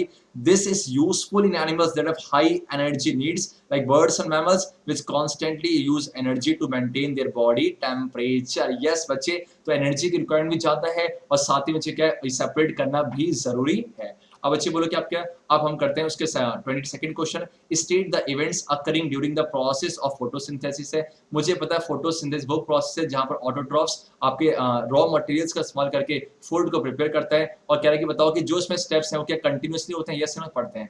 तो क्या है, जब हम फोटोसिंथेसिस करते हैं तो उसमें केमिकल रिएक्शन टेक प्लेस करता है, इसलिए बोलते हैं photosynthesis is an example of chemical change है, जहां पर कार्बन डाइऑक्साइड किससे कंबाइन करेगा, आपका वाटर से in the presence of sunlight और क्लोरोफिल है, और क्या बनेगा ग्लूकोज प्लस में आपका ऑक्सीजन है। बैलेंस कैसे करते हैं याद रखना, 6 देखो क्या है, जो सबसे बड़ा है ना उसको छोड़ दो, जो सबसे बड़ा है उसको छोड़ दो, बाकी सब 6 इसको छोड़ दो, सबसे बड़ा मॉलिक्यूल, ठीक है। पहला स्टेप क्या है, सबसे पहले सर जो क्लोरोफिल है ना ये सनलाइट को एब्जॉर्ब करता है, तो absorption of light energy by chlorophyll है। देन बच्चे क्या होगा, आपका जो लाइट एनर्जी है उसको केमिकल एनर्जी में कन्वर्ट करेगा बाय मेकिंग द कार्बोहाइड्रेट और glucose, the conversion of light energy to chemical energy and splitting. और साथ में क्या होगा, ये जो H2 है बेटा, ये जो आपका H2 टूटेगा, क्या बनेगा आपका H2 और आपका O2, यस ये ना बेटा, क्यों बिकॉज देखो ये CO2 है, CO2 से अगर C6H12O6 बनना है तो कहीं ना कहीं हाइड्रोजन चाहिए, तो अगर हाइड्रोजन कहां से आएगा, वाटर से आएगा, वाटर टूटेगा ही नहीं, तो क्या बच्चे आपका H मिल पाएगा? नहीं। इट मींस आपका टूटना जरूरी है। और लास्ट में क्या आपका इससे जो CO2 है, आपका CO2 रिड्यूस हो क्या बन जाएगा? आपका कार्बोहाइड्रेट्स में कन्वर्ट हो जाएगा। क्यों? बिकॉज पहले इसके पास 12 ऑक्सीजन थे, लेकिन अब कितने ऑक्सीजन हो गए? 6। और ऑक्सीजन का लॉस इसे क्या बोलते हैं? ऑक्सीजन का लॉस है, ठीक है, इसी को बोलते हैं सर आपका क्या क्या बच्चे आप बोल के रिडक्शन। यस या नो बेटा? ठीक है। और हाँ बच्चे लिखा ना कि देखो क्या लिखा है, is it essential that this steps take place one after other? नहीं, because this steps need not take place one after other, because desert plants में ऐसा दिखाया जाता है। Desert plants take up CO2। CO2 देखो क्या दिन के टाइम पे वो CO2 ले लेते हैं, और CO2 लेने के बाद क्या करेंगे? देखो चेक लिखा है, desert plants sorry desert plants take CO2 at night, night को लेंगे आपका CO2। उसके बाद ना एक इंटरमीडिएट स्टेज बना लेते हैं, उसके बाद एक इंटरमीडिएट स्टेज बना लेते हैं। उसके बाद जो स्टेज आएगी, तो हुआ क्या देखो, रात के टाइम क्या लेंगे? CO2 लेगा, ठीक है, उसका एक स्टेज बना लिया, और जैसे ही मॉर्निंग पे सन आएगा ना, जैसे ही मॉर्निंग पे सन आएगा तो उस इंटरमीडिएट से आपका एनर्जी जो है कार्बोहाइड्रेट में कन्वर्ट कर देंगे। यस बच्चे, ठीक है, देखो ना, देखो for example desert plants take up CO2 at night and prepare intermediate which is acted upon by the energy absorb by the chlorophyll during the day. तो कुछ इस तरीके से था। अब बढ़ते हैं आज के नेक्स्ट क्वेश्चन की तरफ है, give a test that can be used to confirm the presence of carbon है, ठीक है, ठीक है। कार्बन के टेस्ट को कैसे कंफर्म किया जाए? और दूसरी बात है, कार्बन की वैलेंसी 4 होती है, तो how is carbon able to attain noble gas configuration है। हर एक एलिमेंट चाहता है कि अपने नोबल गैस कन्फिग्रेशन अटेन करे, तो इससे क्या हुआ सर? वो स्टेबल हो जाता है। तो ध्यान रखना कि कार्बन अपने नोबल गैस कन्फिग्रेशन को अचीव करने के लिए ना किसी को इलेक्ट्रॉन्स, बिकॉज कार्बन का इलेक्ट्रॉनिक कॉन्फिगरेशन करो 2 और 4 है, कार्बन ना किसी को 4 इलेक्ट्रॉन्स डोनेट करता है, ना किसी से 4 इलेक्ट्रॉन्स ले लेता है। क्यों? इसका रीजन ये है कि अगर किसी से 4 इलेक्ट्रॉन्स ले लेगा, अगर लेगा तो इसके पास 10 इलेक्ट्रॉन, जो बच्चे पढ़ चुके कर लेंगे, 10 इलेक्ट्रॉन्स होंगे और 6 प्रोटॉन्स होंगे। यस ना बेटा? तो ऐसे में क्या न्यूक्लियस अनस्टेबल हो जाएगा। और दूसरी बात क्या है, 4 क्यों नहीं देता? बिकॉज देखो आपका जो इलेक्ट्रॉन्स और जो न्यूक्लियस के बीच में इलेक्ट्रोस्टैटिक फोर्स ऑफ अट्रैक्शन है, तो इस इलेक्ट्रॉन्स को जाने की इजाजत नहीं देगा, उसके लिए बहुत ज्यादा एनर्जी चाहिए होती है। तो इस वजह से ना वो ये करता ना ये करता, इट मींस आयोनिक बॉन्ड तो नहीं करेगा, आयोनिक बॉन्ड तो नहीं करेगा। तो कार्बन क्या करेगा? अच्छे कार्बन जो है वो कोवलेंट बॉन्ड बनाएगा, कार्बन जो है कोवलेंट बॉन्ड बनाएगा। मैं बार बार कह रहा हूँ कि जो चैप्टर आपके नहीं हुए हैं बस एक बार कंप्लीट हो जाने दो, फिर तो आप आग लगा दोगे। डिस्कस करना जरूरी था, बच्चे को पैटर्न की बहुत दिक्कत हो रही थी, इसलिए लेके आओ, ठीक है। अब सेकंड चीज है, give a test that can be used to confirm the presence of carbon in a compound. बहुत सिंपल सी बात है, क्या करो कि सर कार्बन को बर्न करो, क्या बनेगा? कार्बन को बर्न करो CO2 बनेगा, और CO2 को पास करा दो किससे? कैल्शियम हाइड्रोक्साइड के सोल्यूशन से। तो ये लाइम वाटर है, तो जब ये पास कराओगे तो क्या बन जाएगा? कैल्शियम कार्बोनेट है। इट मींस आपका जो लाइम वाटर है, आपका जो लाइम वाटर है वो मिल्की हो जाएगा। तो लाइम वाटर मिल्की होगा, तो इसे कंफर्म करो, तो क्या करो? इसे ऑक्सीडाइज कर दो, बर्न करके कम्बशन कर दो, देन CO2 बनेगा, और जब उसको पास करोगे लाइम वाटर से तो मिल्की हो जाएगा। और कुछ इस तरीके से, it means burn compound in air और ऑक्सीजन, और जो गैस बनेगा वो it will turns lime water into milky by sharing it's 4 valence electrons with other elements है। कुछ इस तरीके से मैंने कहा ना, कार्बन अपने जो है नोबल गैस कन्फ्यूजन कैसे अचीव करेगा? आपका कोवेलेंट बॉन्ड को बना के। और कोवेलेंट बॉन्ड क्या बोलता है सर? शेयरिंग करेंगे, क्या करेंगे? शेयरिंग करेंगे। और बच्चे आपका आयोनिक बॉन्ड क्या बोलता है सर? आयोनिक बॉन्ड ये बोलता है कि सर हम ट्रांसफर करेंगे, क्या करेंगे? सबका ट्रांसफर ऑफ इलेक्ट्रॉन्स करेंगे। यस या नो बेटा? चलो आप क्या कह रहा है? The number of carbon compounds is more है। देखिए कार्बन से क्या, कार्बन के ना बहुत सारे कंपाउंड्स पाए जाते हैं, इसका यूनिक नेचर है।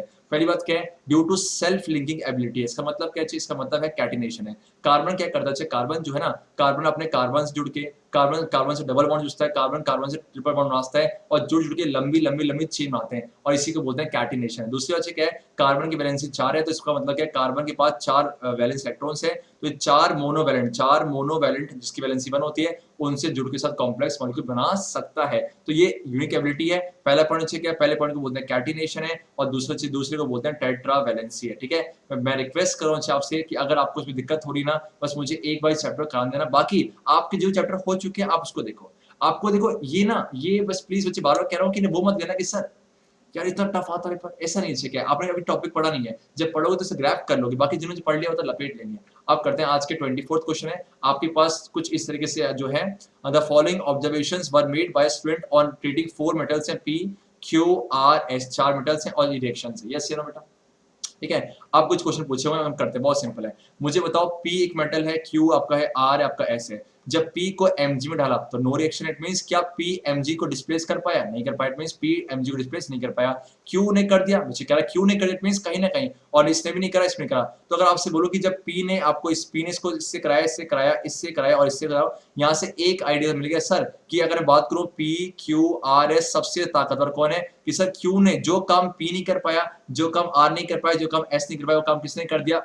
Q ने। इट मींस इन समय सबसे ज्यादा रिएक्टिव कौन सा है? क्यू है। कोई दिक्कत, आगे बढ़ जाओ।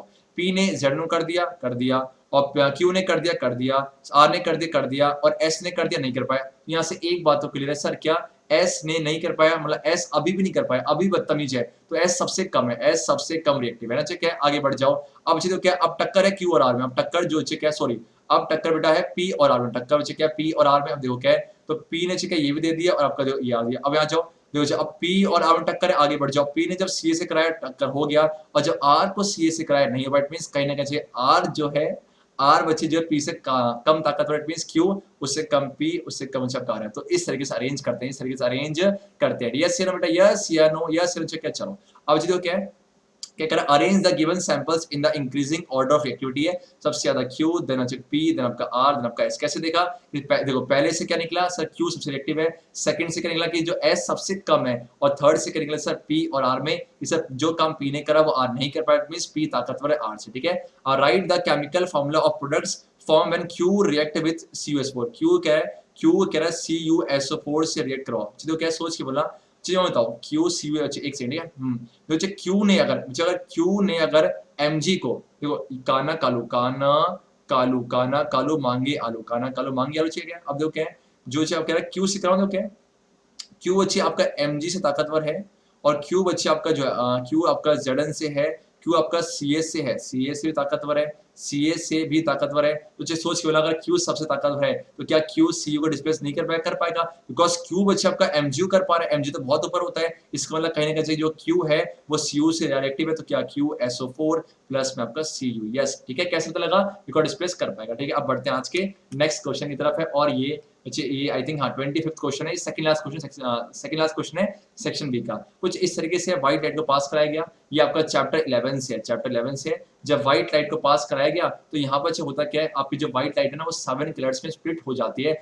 और इसी फेनोमेना को बोलते हैं डिस्पर्जन ऑफ लाइट। क्या बोलते हैं बच्चा पार्टी, डिस्प्लेसमेंट और डिस्पर्जन ऑफ लाइट है। तो whenever white light is pass through a prism, then it gets split into 7 band of colors। जो बैंड ऑफ कलर्स बनते हैं, और इसी को बोलते हैं विबग्योर है। और जो फेनोमेना है बेटा वो से क्या बोलते हैं, आपका डिस्पर्जन लाइट है। वी से violet, indigo, blue, green, yellow, orange, जो आपका रेड है। सबसे कम डेविएट कौन सा हुआ, रेड। सबसे ज्यादा डेविएट कौन सा हुआ, वायलेट है, ठीक है। अब क्वेश्चन क्या कह रहा है, a student observe the above phenomena in the lab as a white light passes through a prism। Among many other colors, he observed that position of two colors, red and violet है। Red सबसे ज्यादा आपका सबसे कम deviate हुआ, और violet सबसे ज्यादा है। कह रहा what is the phenomenon called, बहुत सिंपल है, डिस्पर्जन ऑफ लाइट है।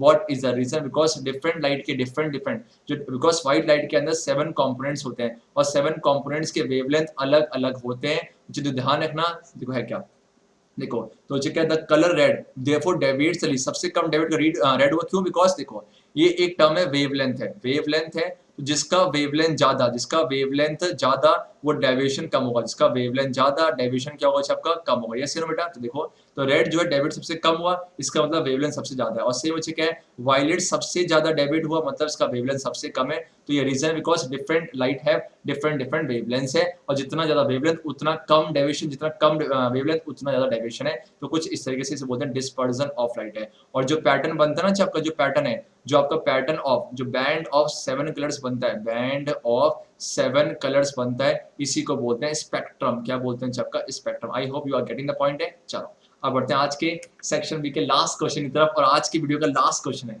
कर दिखाया। उसके बाद बच्चा लोग सेक्शन सी और डी भी आने वाला है। जो नए हो प्लीज चैनल को सब्सक्राइब कर लेना, सब दोस्तों से करवाओ, और सब दोस्तों को ज्वाइन करो कि आप आओ प्लेटफॉर्म का यूज करो। क्या है बच्चे को इस तरीके से, बहुत सिंपल है, क्वेश्चन ही पढ़े, कहानी है। ये आपके पास है, a student has a 2 resistors 2 ohm and 3 ohm है, she has to put one of them। आपके पास देखो एक बच्चा है, उसका एक 2 ohm और 3 ohm का चॉइस है, ठीक है। she has to put one of them in place of R2। तो R2 में से या फिर ये चुनेगा या फिर ये चुनेगा, और कुछ इस तरह के दिया हुआ है, और साफ साफ बोला कि यहाँ वोल्टेज कितने बेटा, V बच्चे कितना, आपको बोलो V आपका सर 9 वोल्ट है, यस नो, V 9 वोल्ट है। और करंट कितना बच्चे बोलो, क्या करंट कितना, करंट आपका 9 ampere, yes no. The current that she needs to in the entire, अच्छा टोटल वोल्टेज कितना है, 9 वोल्ट है, और टोटल आई कितना आपका 9 एम्पियर, यस नो बेटा, ठीक है। आपसे क्या कह रहा है, बताओ यहाँ पर कितना होगा R2। जो एक काम करते हैं, मुझे बताओ, आपको V इक्विवेलेंट, V टोटल पता लग गया, I टोटल पता लगा, तो एक काम करो सर, इस सर्किट से ना, इस सर्किट का कितना R इक्विवेलेंट वो निकालो। कैसे निकालोगे, बहुत सिंपल है, तो जो V अपॉन पे I, yes no, because V भी सर्किट का है,